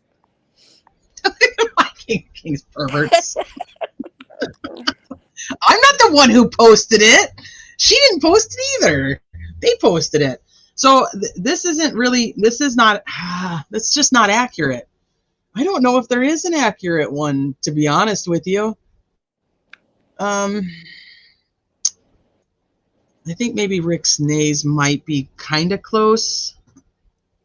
What about the one from True Crime? I don't know. People get all mad when people show that one. So. Yeah, I don't know. Like everybody's like, I don't know. I don't want people to get pissed off, but that's probably. I mean, obviously, I think it's the most accurate, but it's still wrong. Hers is still actually wrong. So this stick right here isn't there. It doesn't exist. These are not pointed up at all. There's a bunch of little ones, and then her hair, and then this stick right here, this little tiny one is actually, it goes this way, like over her hair right here. I guess maybe I'd have to just end up drawing my own, but this is the best. But take this whole stick is gone, and this is not. There are these amount of sticks, but he drew them more kind of up instead of around. They're more rounded on the top of the head. This one this one's probably fairly accurate, but this doesn't exist. The stick, most people I believe that saw the photos at first thought that it was on Abby, but it's not. It's actually like in the forefront of the picture. So like whoever took the picture, they have a stick right in front of them that's hanging from like a tree. It's not on her. So that's why this one doesn't really, it's not there. But this is pretty much, besides those two things, that's pretty accurate. Okay, so now let me see what your thoughts are on, so that he can, Grin for Me says they are laying on a V. Okay, hold on, let me go back up. Yeah, they're just not close. Not you guys. Okay. I don't know. Well, it probably is us. Okay, Mr. Holder is a part of a gang called the Vinlanders. Mr. Westfall was a part of that gang called the Vinlanders. They said that they never let Holder in, according to Westfall. Yeah. Just for clarity purposes. But he did Okay, so let me see. confirm. Do you remember what was the thing he confirmed for me? The friend that they list in the memo that they said the girlfriend said that they had a history of like using people that were, what was his name? Was it Dougie? Oh yeah, something like And he that. like Yeah, the history. immediately smiled, like his whole face lit up, and he was like, "Yeah, yeah, I do remember Dougie, or I think that was his name, but um, who I guess was like of diminished mental Yeah. capacity or whatever they said." Mm-hmm. What were you going? Where were you going with that one? The Dougie one, or that Yeah, he did something have a about friend? Patrick Westfall. I can't remember about. So like it wouldn't. I mean, to me, it wouldn't be that crazy to think that they would be friends with also with what's his face, Elvis, and I don't know. I don't know. We don't have to go there. We don't have to go there right now. We will. I will. But yeah, we've seen the painting. It's a lot much larger painting than it looks in the picture by itself. But when you look at the picture of his wife or whatever with that painting in the background and it's like in the window, it's way bigger. It's very large. Is Brad Weber's wife related to Patrick Westfall? Okay, so what I have found is that Brad Weber's ex-wife was married prior to marrying Brad Weber to a gentleman with the last name Westfall. So when she married Brad Weber, her name was Westfall from her prior marriage. That is not her maiden name. I have not yet myself connected her ex-husband to Patrick Westfall. And I will tell you, there are a lot of Westfalls in that area. That does not mean they are all related. Because we also have, I believe, oh shoot, I don't want to missay this because I'd have to pull the family tree back up. I think it's Tobe's brother was also married to a Westfall. Uh, So I'm just telling you guys, yes, the name is Westfall for sure. Are they related? Not that I have connected myself. I cannot say that one way or the other. So, but so Brad Weber was married to somebody who was married to a Westfall prior. That's all I know about that. Okay, so the shape of them is a V. I see where we're going with that. And then you got the sticks that were on Libby that were made into a V. Go with the whole Vinlanders thing. I mean, I can see all of that. I can see that is all possible. I just don't understand. I don't understand, like, I guess what the point would be to put that on them and not just have runes that you just left with them. Do you know what I mean? Does that make sense? I don't know. well, little What do you runes think? could be missed, I guess. Or I guess you could make the excuse that they were dropped at some point, had nothing to do with it. It's a little bit more difficult to ignore. But also, I'm of the opinion, I've been of this opinion, that if these are runes, they are not just a rune. They're bind runes.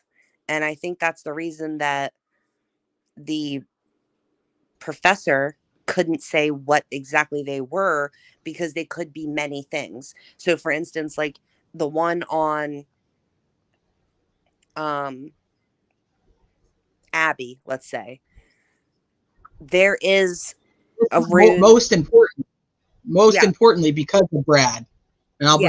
bring that up.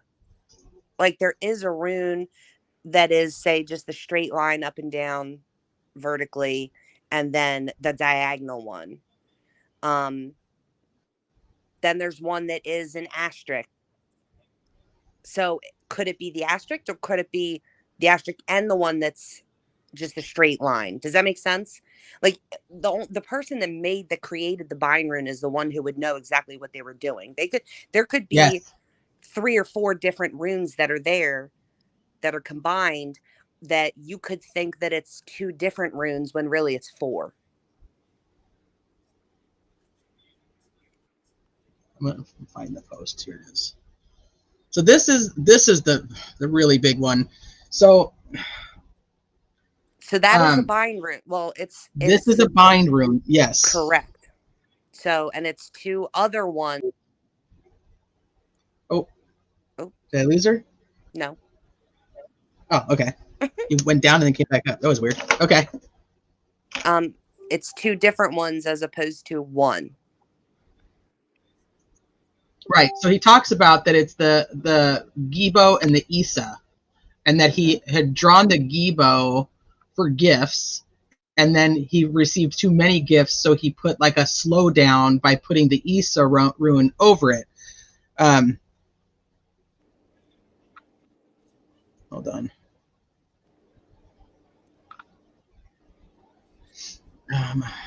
I don't know how to explain this with. Okay, so here, let me see if I can zoom in on this real quick for you. So you have the X, right? Is Gibo. So you have that. Yes, and then you have the line, and I know you guys are probably going to think like this doesn't mean anything, but this line, do you see how it's offset to the left? Now, I don't practice Odinism or any type of Norse paganry, so maybe that's just a fluke. But the one thing I will tell you from the photos is the asterisk that is on Abby is offset exactly like that. I can't tell you any more than that, really, because otherwise, I mean, right. But so none of the pictures do it justice when you're looking for like any type of comparison. But if you see that it's off to the left, that is legit exactly how that asterisk is on Abby. Is it a fluke? Is it a coincidence? Take that for whatever the heck you want to. There's I nothing else I can tell you. But it is offset just like that. So police activity says, are they 100% certain that Abby was redressed in Liberty's clothing? Well, they said that she was redressed in her undergarments. I think the only way that they would know that is to know that there's a size difference in the undergarments. And the jeans. And because Abby had on 2. She had on the sports bra and a regular bra. The pants, I heard back and forth until I actually saw the photos. In my opinion, the pants that are on Abby are way too big for her. Oh, I have news. Okay. So I asked if Baldwin and Rosie will be there tomorrow. And their response was, oh, yes, front and center. Oh. So, yeah. Yeah. All right. Well, there you have that. They will be there. They won't be partaking, but they'll be there. And like Shelly says, it could be normal with a sports bra and a regular bra. I agree. That's why I'm saying the only way I think they could tell is if it's a completely different size. And I'm not trying to be mean, but we know the girls are different sizes, and that's okay. That's okay that they were different sizes. But I'm just saying I think they would know. And from my opinion, now if you go with like the sweatshirt part, if you're of the belief that the photo on the bridge is photoshopped, then what she's wearing doesn't matter to you. If you're of the opinion that the photo on the bridge of Abby is not photoshopped, then in my opinion, she is not wearing the same sweatshirt on the outside. And she is not wearing the same pants because she has on like skinny jeans. And these to me, only to me, I can only speak for what I think, look like more of a boot cut bottom around the ankle. And Scotty Skulls, we know you're a little offset too, so I'll take that into consideration. So he also recreated the crime scene photos on his Facebook.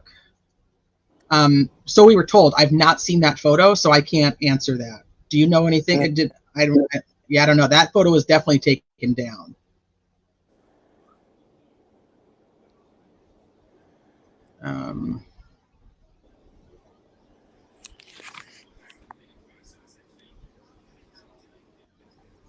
Okay, so were the stick formations secured in place, or are the sticks heavy enough to stay put until the next day? This stick right here is huge. This is more like a tree trunk than, or a very old limb of a tree. Like it's not tiny. Like he drew this because it's really big the way that it is. It does have, like, these are more stick-like.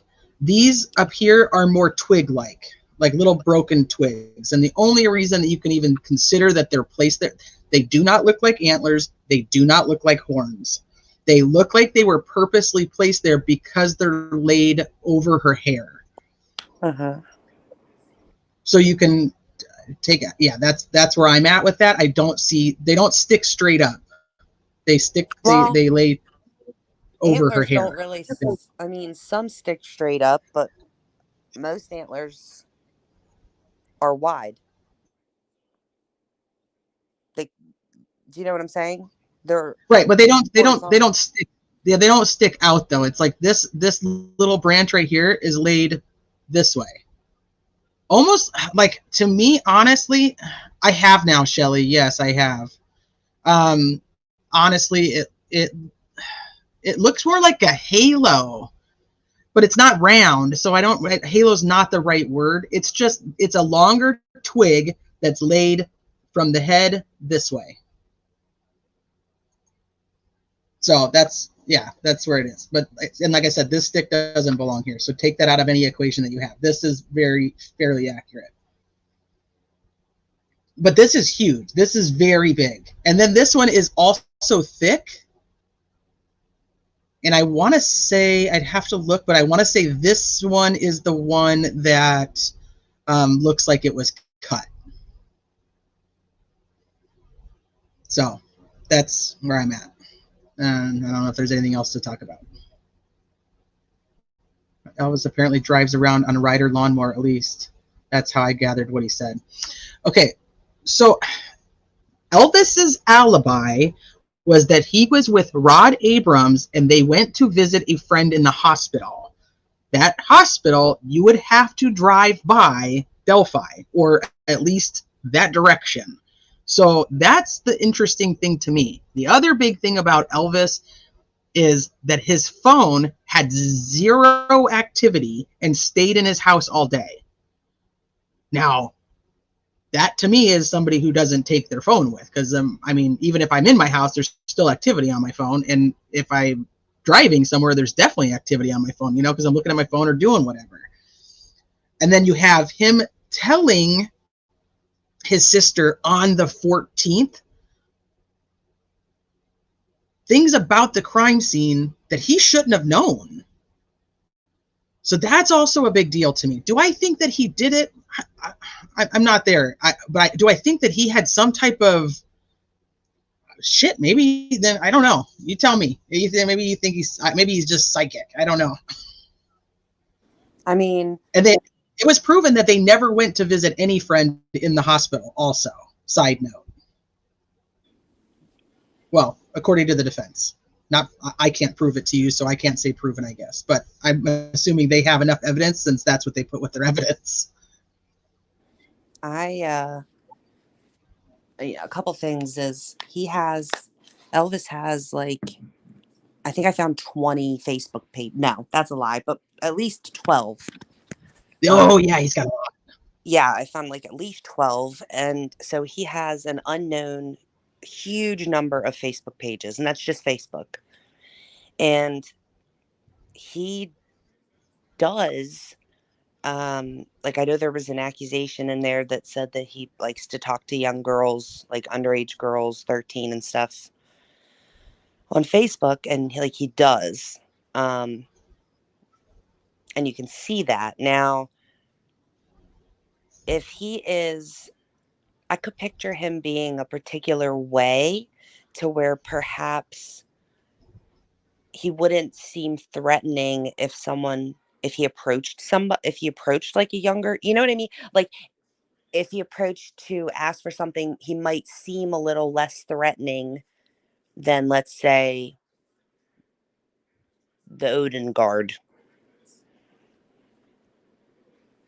Do you know what I mean? I agree. So could he have been used in a way such as that? versus being the one to have actually done something.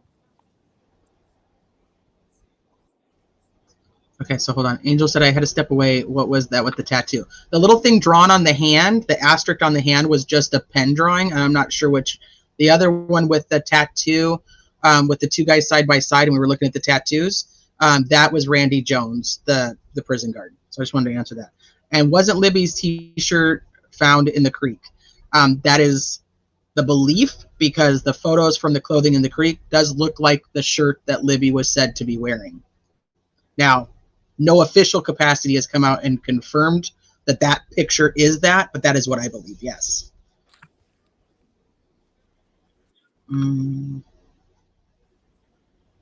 Animals might have moved the sticks overnight.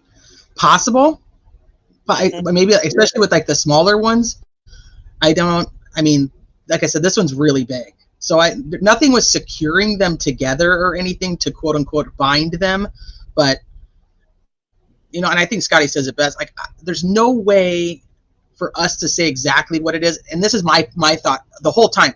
Whatever is there is absolutely intentional. I don't think any of us can tell what it is without knowing the person who did it. Number one, and knowing the person who did it, they would be the one to know what they were doing or why they were doing it that way.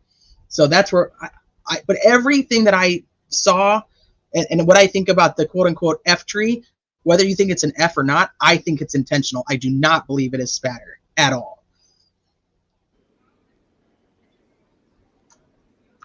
I'm just trying to catch up here. Sorry. What if I have multiple? No, not irrelevant. Not irrelevant at all, Grin, for me. Having multiple photos with Brad, I was just going off of what Westfall had said about how Brad Holder didn't make the cut. So, yes, I do. And he's absolutely like throwing the hand sign and whatever else. But I absolutely know what you're saying. I was just being facetious because, you know, Westfall was like, no, he didn't. He wanted to be a bin lender, but we wouldn't let him.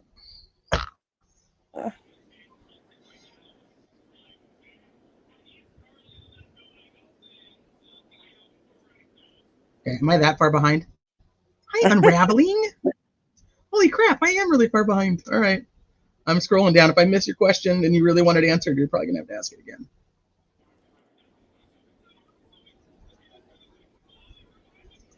But BH did post a scene oddly matching the crime scene with two dead-looking girls in the woods with branches on top of their bodies. How do you explain that? It's not a coincidence.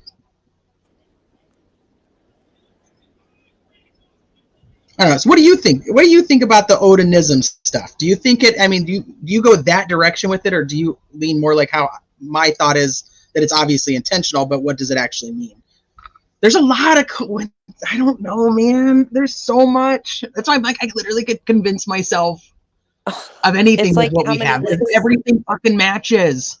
It's like how many licks to the center of a Tootsie Pop? It's like how many times are you going to keep saying that something's a coincidence before you actually realize that it's like part of something? Like you can't just keep thinking that, like, call me out. I know.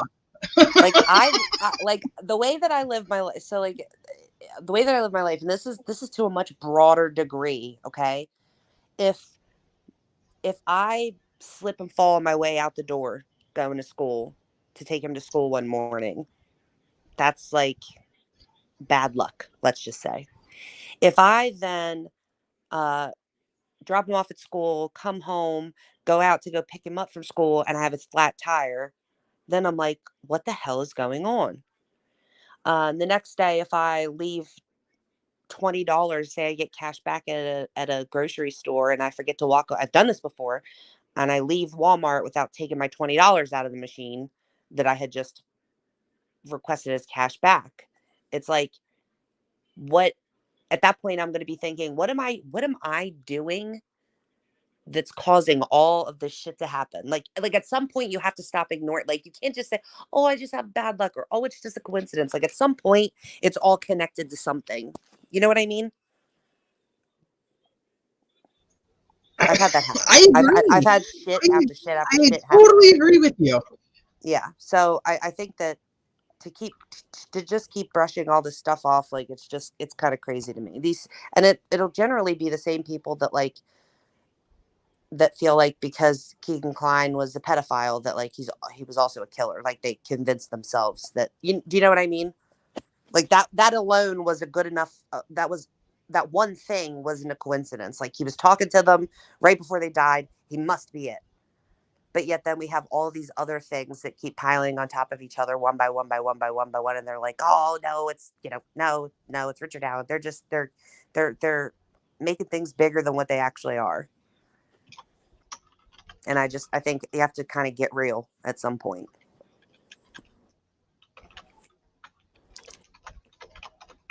Okay, thank you, Adrian, for the super chat. I did miss this one.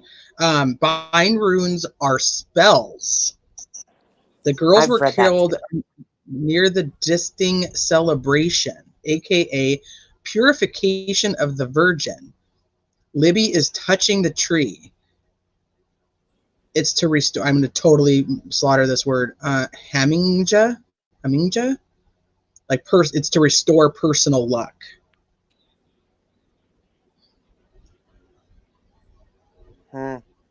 Holy. See, this is where I'm like, there has to be something here. There's something to this. So now, okay,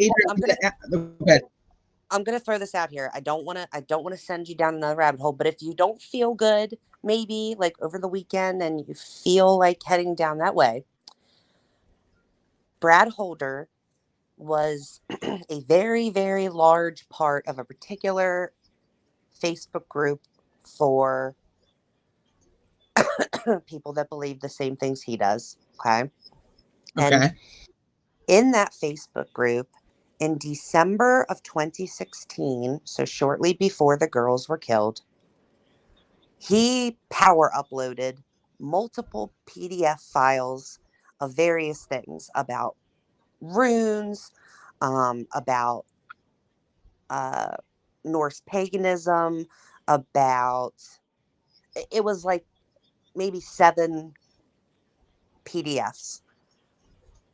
If you want to, the way that I was looking at it as is if I want to try to understand in what way he's looking at particular things, I'm going to look at I'm going to read what he's reading. And so I would implore you to read those PDFs. Well, yeah, I want to. Yeah, I can send them to you. Please do. Please do. So I'm sure there are people here that know what group I'm talking about, but and in fact, there's also a post that was posted by, I guess, the owner of the page, that was liked by him. I may have sent this to you before. I know I've posted it. I know I posted it on Twitter and on Reddit, but there's a photo. It's a photo of a tree, and he has like a little picnic. No, not a picnic table. Like a little, like the little tiny square coffee tables that they're plastic that they have for like garden. Oh yeah, goes out with garden chairs. They're real tiny.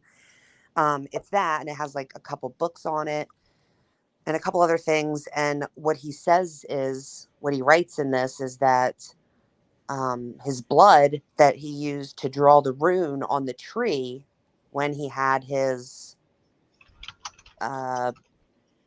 bloat, is that what it's called, bloat, to Thor, the blood that he used to paint a rune on a tree is still visible in the photo. Do you know what I'm talking about? Yes. Hold on. So do I have? I think I have. You can't say that they're not painting runes on trees with blood, because they are. I think do I have that? Did you send me that? Oh, I have a prophet said he did a video on it. I did not know that. I've been so behind on literally watching like everything. I was like, let me step back for just a minute, because then when I come back in, I'll be looking at it a little bit different. But the reason that I brought that up was because of what Adrian was saying about spells. That's in there too. One of the PDFs is about spells, like runes, using runes to make spells. And again, it was uploaded by him, so he obviously believes in that stuff to a degree. That he's posting all of it. He's reading it and then posting it for newcomers, you know? Yeah. Norse practitioners can probably explain the Hemingja better than me, but these girls were likely sacrificed. From the get-go of ever looking at this case, that was always a rumor. Now, you don't normally look at any case and then that's like something that people are already talking about based on things that have been said by locals or by people who've seen the crime scene, or because there was a lot of people out there. As soon as they found him, there was a bunch of people who like rushed, according to Becky Patty, that all came over and like saw the crime scene. They weren't necessarily right on top of it, but they saw it. So that's obviously been something that's been talked about for so long. And then I think with like this stuff coming out and being put in like the forefront, I don't know how it can just simply be ignored, because anybody who's followed the case has had to have heard of these things. Like I was originally told that there was a carving in the tree and a carving on Abby. I was told both of those things, and one of them was a K, but I don't remember which one now because that was years ago. And of course you just go, okay, yeah, oh, there's sacrifice, so you know, okay, keep going with that. But because there's nothing supporting that anybody knew of. Now I'm telling you guys, whatever these sticks are, they're not thrown there. They're not trying. Nobody's trying to cover up the girls. The girls are not covered by any means. They're put there intentionally to mean something, and it's very good possibility. I'm so not educated in all these different areas, because I mean I've had people email me about them being Wiccan. I've had now people talking about you know, having to do with the tableau or whatever, however you say that.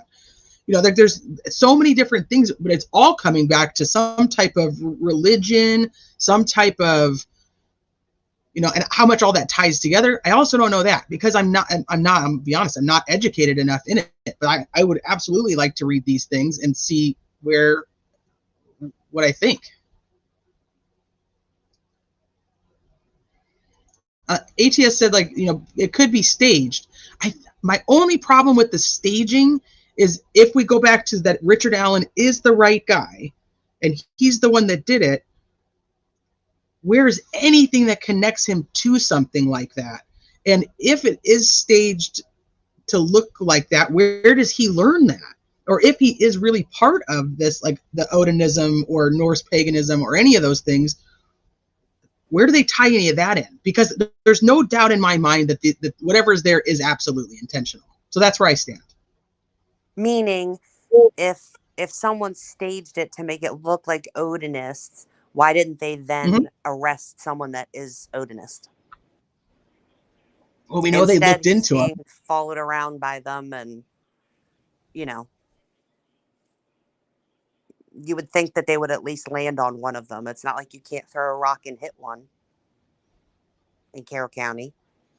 In Carroll, I was just going to say, I mean, yeah, in that area of Indiana. Apparently, that's you know, but you know, then you have the Randy Joneses who are like, no, I'm not an Odinist. I'm a Norse pagan heathen. So I mean, but still.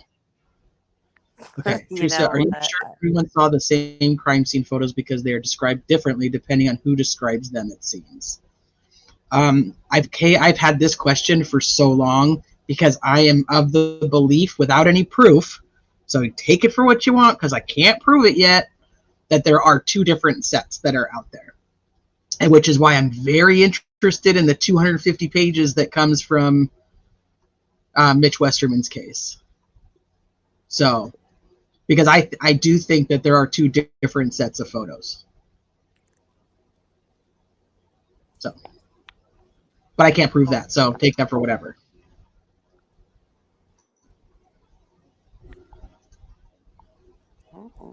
Because they arrested the right person where the evidence led them. I struggle with this. I struggle with this because then what do the sticks mean? How do they attach to Richard Allen? This is what these are like. I'm telling you, I have like, because you know I lean on both sides here. I can literally go, here's all the reasons that I think the guy's guilty. Here's all the reasons that I think he's completely the wrong guy. And then I can go right down the middle and say, here's all the reasons that I think there's no way this guy did it by himself if he is the guy. So I think Hybrid Pisces said it best. Like, I've never seen a case where there's so many viable persons of interest.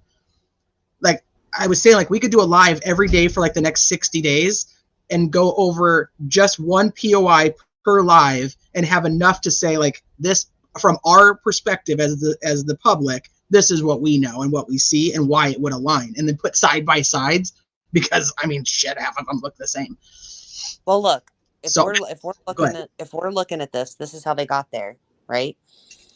That he came forward right when it happened, provided his information, and they acted like he didn't exist for multiple years.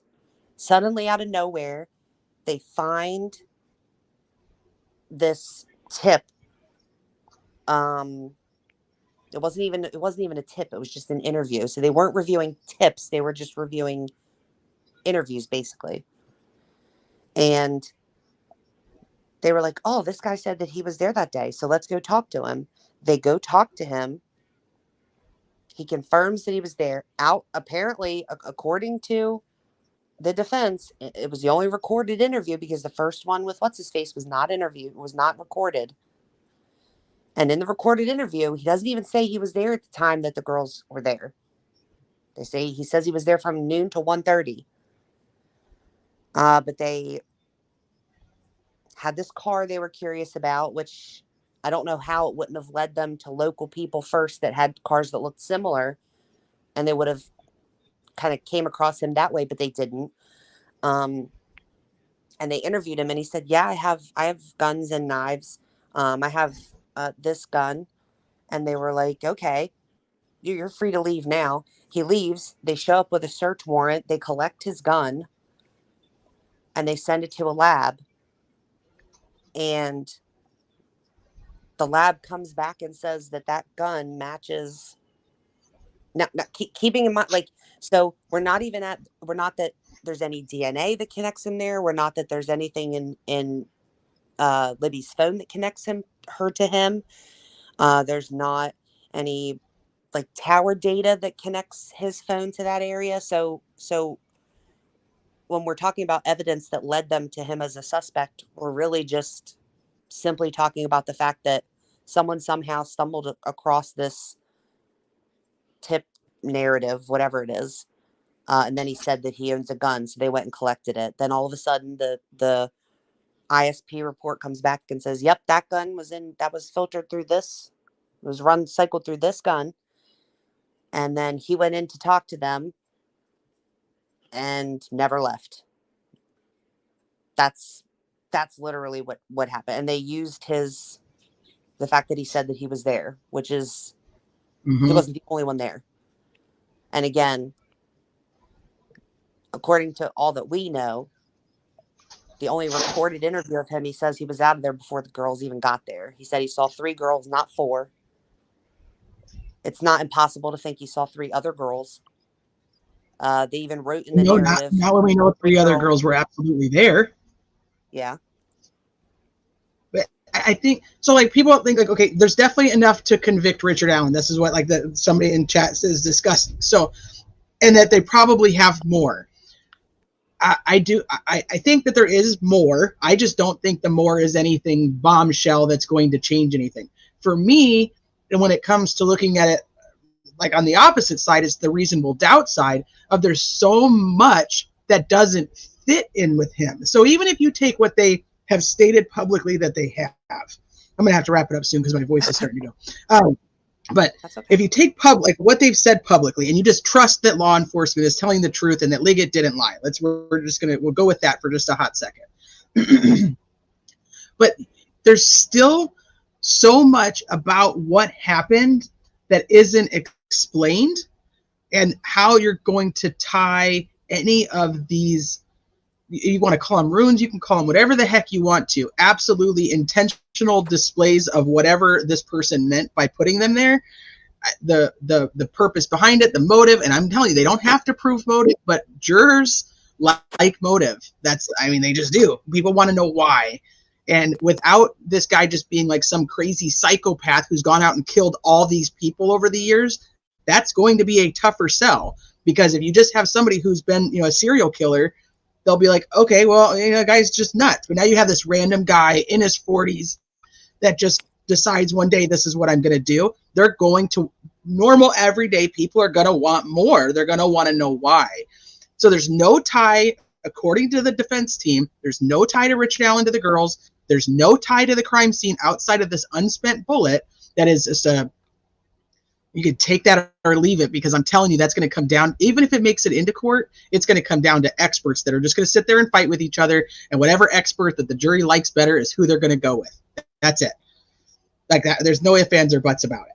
So if they don't like the expert, they're not going to give a shit what they have to say. So get a likable expert on either side. So yeah. If you go, yes, here's everything they have against Richard Allen, which we've done. We went over everything they have against Richard Allen. And if you didn't know anything else, I could see people going, yeah, okay, I see it. But if you know all this other stuff, you're just like, wait a minute. Like, this is what? Doesn't all go together. Did you see, this is going to sound random, but I want to point out specifically why I'm saying, but did you see the very short screen recording that I tweeted that was just a brief clip of the judge in the Michelle Troconis trial explaining to the jury what the presumption of innocence is? Well, let's look at it. Oh, it's so good. Dude, jury instructions are so boring. Like, I would rather just read them. I would rather read 50 pages of them than listen to it. But he did so well. And when he said it, it really struck me to the point where I rewound and recorded it and then dude, the guy sounds like Morgan Freeman. So I mean, he yeah, does. Yeah, it makes it so much better. I can just listen to him talk all day. It's amazing. Let's play it. Every defendant in a criminal case is presumed innocent. And as we explained to you earlier, the presumption of innocence works this way. If you were asked right now whether Michelle Troconis was guilty or innocent, the answer is not, I don't know. The answer is not guilty because you have heard nothing to overcome the presumption of innocence. That presumption remains unless you unanimously decide that the state has proven guilt beyond a reasonable doubt for each of the offenses. Every defendant in a criminal case is presumed innocent. And as we explained to you earlier, the presumption of innocence works this way. If you were asked right now whether Michelle Troconis was guilty or innocent, the answer is not, I don't know. The answer is not guilty because you have heard nothing to overcome the presumption of innocence. That presumption remains unless you unanimously decide that the state has proven guilt beyond a reasonable doubt for each of the offenses. Isn't that so good? He goes on. Just his voice is perfect. He's just so powerful. It really is, and he does go on, but I wanted to break it down because that specific issue, because you know how everywhere I go, people are like, okay, but right now, do you think he's innocent or guilty? And I'm guilty of it too, where I'll say I don't know enough yet. It could go either way. And so when he said that, it really struck me, because it's I have brought up the argument before where people are the cell phone data says this and that, and the lab report says that, and I'm like, dude, you haven't even heard the cell phone expert explain to you what that means. You can assume that just because it's written there, it means it's strong evidence, but then the actual person whose job it is, and they're an expert in that field, could come up and say, I'm explaining my report, and this is the margin of error, and it might be much worse than you think. So, regardless of what we hear, I found it really powerful that he was essentially saying that, no matter what you hear, from then, no matter what you're hearing from your sources, what you're getting leaked to you from discovery, what you're reading in motions, none of that stuff is strong enough to overcome the presumption of innocence until you are sitting in a trial and you are presented with the evidence that is presented there. That person is innocent. Right. And that was powerful and for that me. it's the bottom line. They are innocent. They are. And then people are like, well, he's guilty. And I'm like, well, technically right now he's still innocent. He is innocent. But like, I understand the philosophy behind it, because there are cases like Adam Montgomery's case is coming up, and I'm of the firm belief that he's not a good guy. So I'm like, I get it. Like, I get where people are like, yeah, he's guilty. I'm like, all right, let's just get through the trial and see what happens. I'm not looking for, I'm not always starting off with the innocent base. I myself, I don't do that. So I understand why other people don't do it. And like Idaho 4, Idaho 4. And for that case, I'm like, I think they got the right guy. So for me, I don't dig as much, and I don't continuously like cover it, because I feel like they're headed in the right direction. Yes, he's technically innocent until proven guilty, but I'm like, they're going the right way, in my opinion. So I kind of just go there. What am I going to do? Come live and say, so yeah, I still think the guy is the guy. Like, I don't, you know what I mean? Like, how fun is that conversation? One, and then two, I'm not doing anything with the case. So that this case to me, I literally can go so many different directions. Like, do I think that they have the right guy? I do think it's possible. I just don't know how all the other pieces would fit. But technically, he is innocent. He is innocent right now. And then that's why I'm like, I try to separate all of like the entire case into three different things, because the stuff with the Supreme Court is inherently completely different than having anything to do with Richard Allen's guilt. And it's put together because people just don't give a shit, because they think he's the right guy. Yeah. And the thing is that, like, I know that people say, well, the presumption of innocence, like, isn't a real thing out in the real world. It's only when you show up to your trial. Like, you have to start with the presumption of innocence there. And it's like, I get what you're saying, but at the same time, that's absolutely untrue, because we get into this, like, I don't want to say group think, but like, if you are always looking at it as, like, for me, for instance, I have a firm grasp on what it is, but I still fall into that other way. So for instance, like you brought up Harmony Montgomery, I have maybe it's because I have a child that's 5, almost 6. Like, I won't get involved in even discussions on that stuff, because I know I am incredibly biased, and I try not to be, but I just can't. I read when I read his paperwork, where they started explaining various things and the DNA swabs. Like, I was literally like choking back tears. I couldn't, and I was like, I can't talk about this to people, because I'm way too emotional about this. But I think that if we're always under the impression that, like, we can act however we want out here because the presumption of innocence doesn't exist out here in the public when we're talking about it, it puts you in that mindset where if you are called for a trial, you're already in that mindset. You might not be called for this trial, but you might be called for another one. And that's the presumption of innocence doesn't exist for you. You can't just snap into it when you're supposed to be on a jury. Do you know what I mean? Yeah, I've been on a jury, not a murder trial, but I was on a jury, and I was very My mom loved convinced. it. She was not on a murder trial, but I she love was jury. Loved it. I love jury duty. I know that I'm typically the one who never gets it, and like my husband will get it all the time. That's why. And I'm like, I don't understand why I can't go. So I got picked for this one jury, and I was up until like we went into deliberations, and I think that's one of the things like I use as an example. When we went into deliberations, I was like, yeah, I don't think that they proved anything, but the jury instructions were so specific. It was like, and I don't know if it's this way for every one of them, because like I said, I've been on the one jury, so take it for what you want. But like it was like set up where this is what you're looking for, this is the charges, this is what the charges mean, and then here's the checklist, essentially. If you believe the defendant did this, If you believe, and then, then go to the next one. If you believe the defendant did this, then go to the next one. And if you believe the defendant did this, you go to the next line. And at the end of it, it's like, if you said yes to all these questions, then you believe the defendant is guilty. And I was like, well, son of a bitch. I mean, according to the letter of the law, he was guilty. And even though I was like, no, going in there, I was like, no, I don't.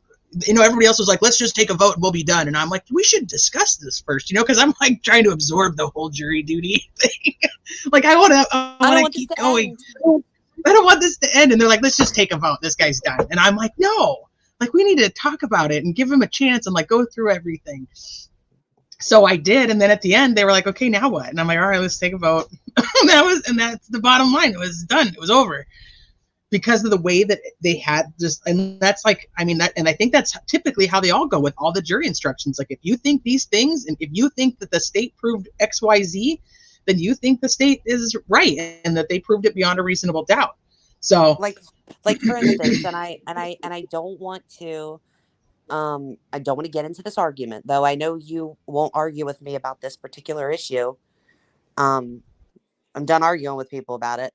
But for instance, like in their opening statements here, which with this judge, like they didn't have opening statements in this trial.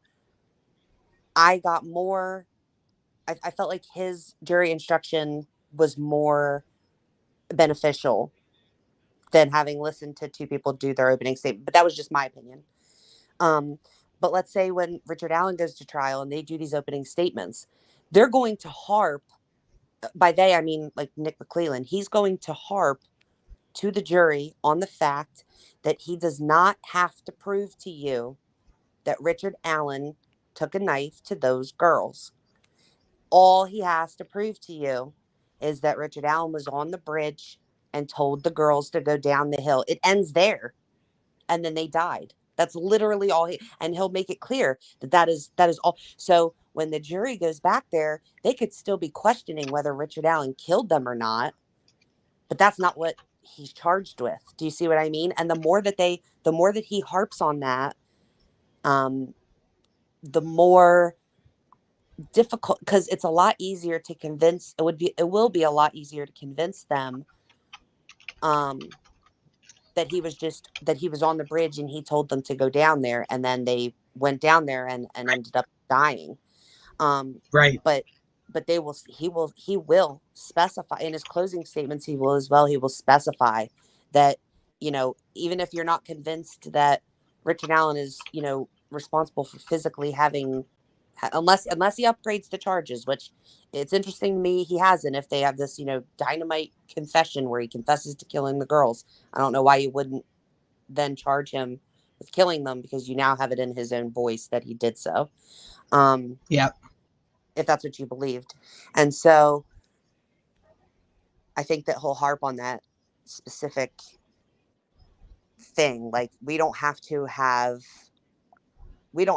proven to you beyond a reasonable doubt that he even went down there with the girls and was present for their actual murders, Right. Well, I don't disagree with that. I have a hypothesis. I'm just saying that they will be very specific about what the actual law is versus, there's a lot of people that are going into this thinking that the state can prove that he killed them. And that's just, if you think that, and then you go into this, that would be like the prosecutor saying, by the end of this, you'll know beyond a reasonable doubt that Richard Allen killed those girls. And then at the end, they're like, well, we think that it's probably true that he did kidnap them, but there's not enough here that he murdered them.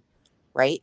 So now we have to say, he's not guilty now, versus I'm just going to keep on hammering this idea that all he did was tell them to go down the hill and hope that, it's going to be tough, because if that's all they end up proving in court, then there's going to be so much of the, then who actually killed the girls. That same here. Yeah. I'm going to wrap it up. My throat's really, really hurting. I'm going to go get some medicine and stuff. So, okay. But, sorry. I know we could talk all night, because we could just keep going back with all the different pieces. No, we need you prepared for tomorrow. Yeah. So I'm going to be live in the morning. Yes, and Mark. Yeah, Mark and Kara. Wish them luck, and just, I mean, either way, we know whatever ends up happening, we have to accept it, whether we like it or not, and we have to just go, this is where we're at, and this is what's going to happen. So there won't be a decision tomorrow. We're going to listen, we're going to learn, and we're going to just take it for what it is. I'm going to jump down so you can say goodbye to everybody. But I love you, and I hope you Oh, feel you're better. good. Enough. No, I love you too. Thank you. I'll see you in the morning. Good night. Good night. Did you see the real photo to tell us exactly? Oh, Teresa, did you see a real photo to tell us exactly as they were? I saw 2 photos, one of each girl. So I tried my best to explain it a little earlier. If we end up with time tomorrow, then I'll do that. But I will be back. If you're on the West Coast, it's going to be early, 7:30. East Coast, it's going to be 10:30. We'll be back about a half hour. We'll be back. Oh my gosh. See, I'm done. I got to quit. We'll be back about I can't say it again. I'll be back. Gosh darn it. I'm going to start tomorrow's live stream about a half hour before they're due to start at the Supreme Court, so we can just get in, get settled, and go from there. So I will see you guys in the morning, and I appreciate you guys being here. Go enjoy the rest of your Wednesday. I'm going to go take some medicine and cook some dinner and rest up for tomorrow morning so we can go through all the things. Have a good one, you guys, and love you, Sleuthy. Thank you for coming up. I appreciate your help. Oh, thank you for joining Grin for Me. I appreciate you too. All right, bye. Oh, and hi, everybody that just popped in. You guys are going to have to catch the replay. See you in the morning.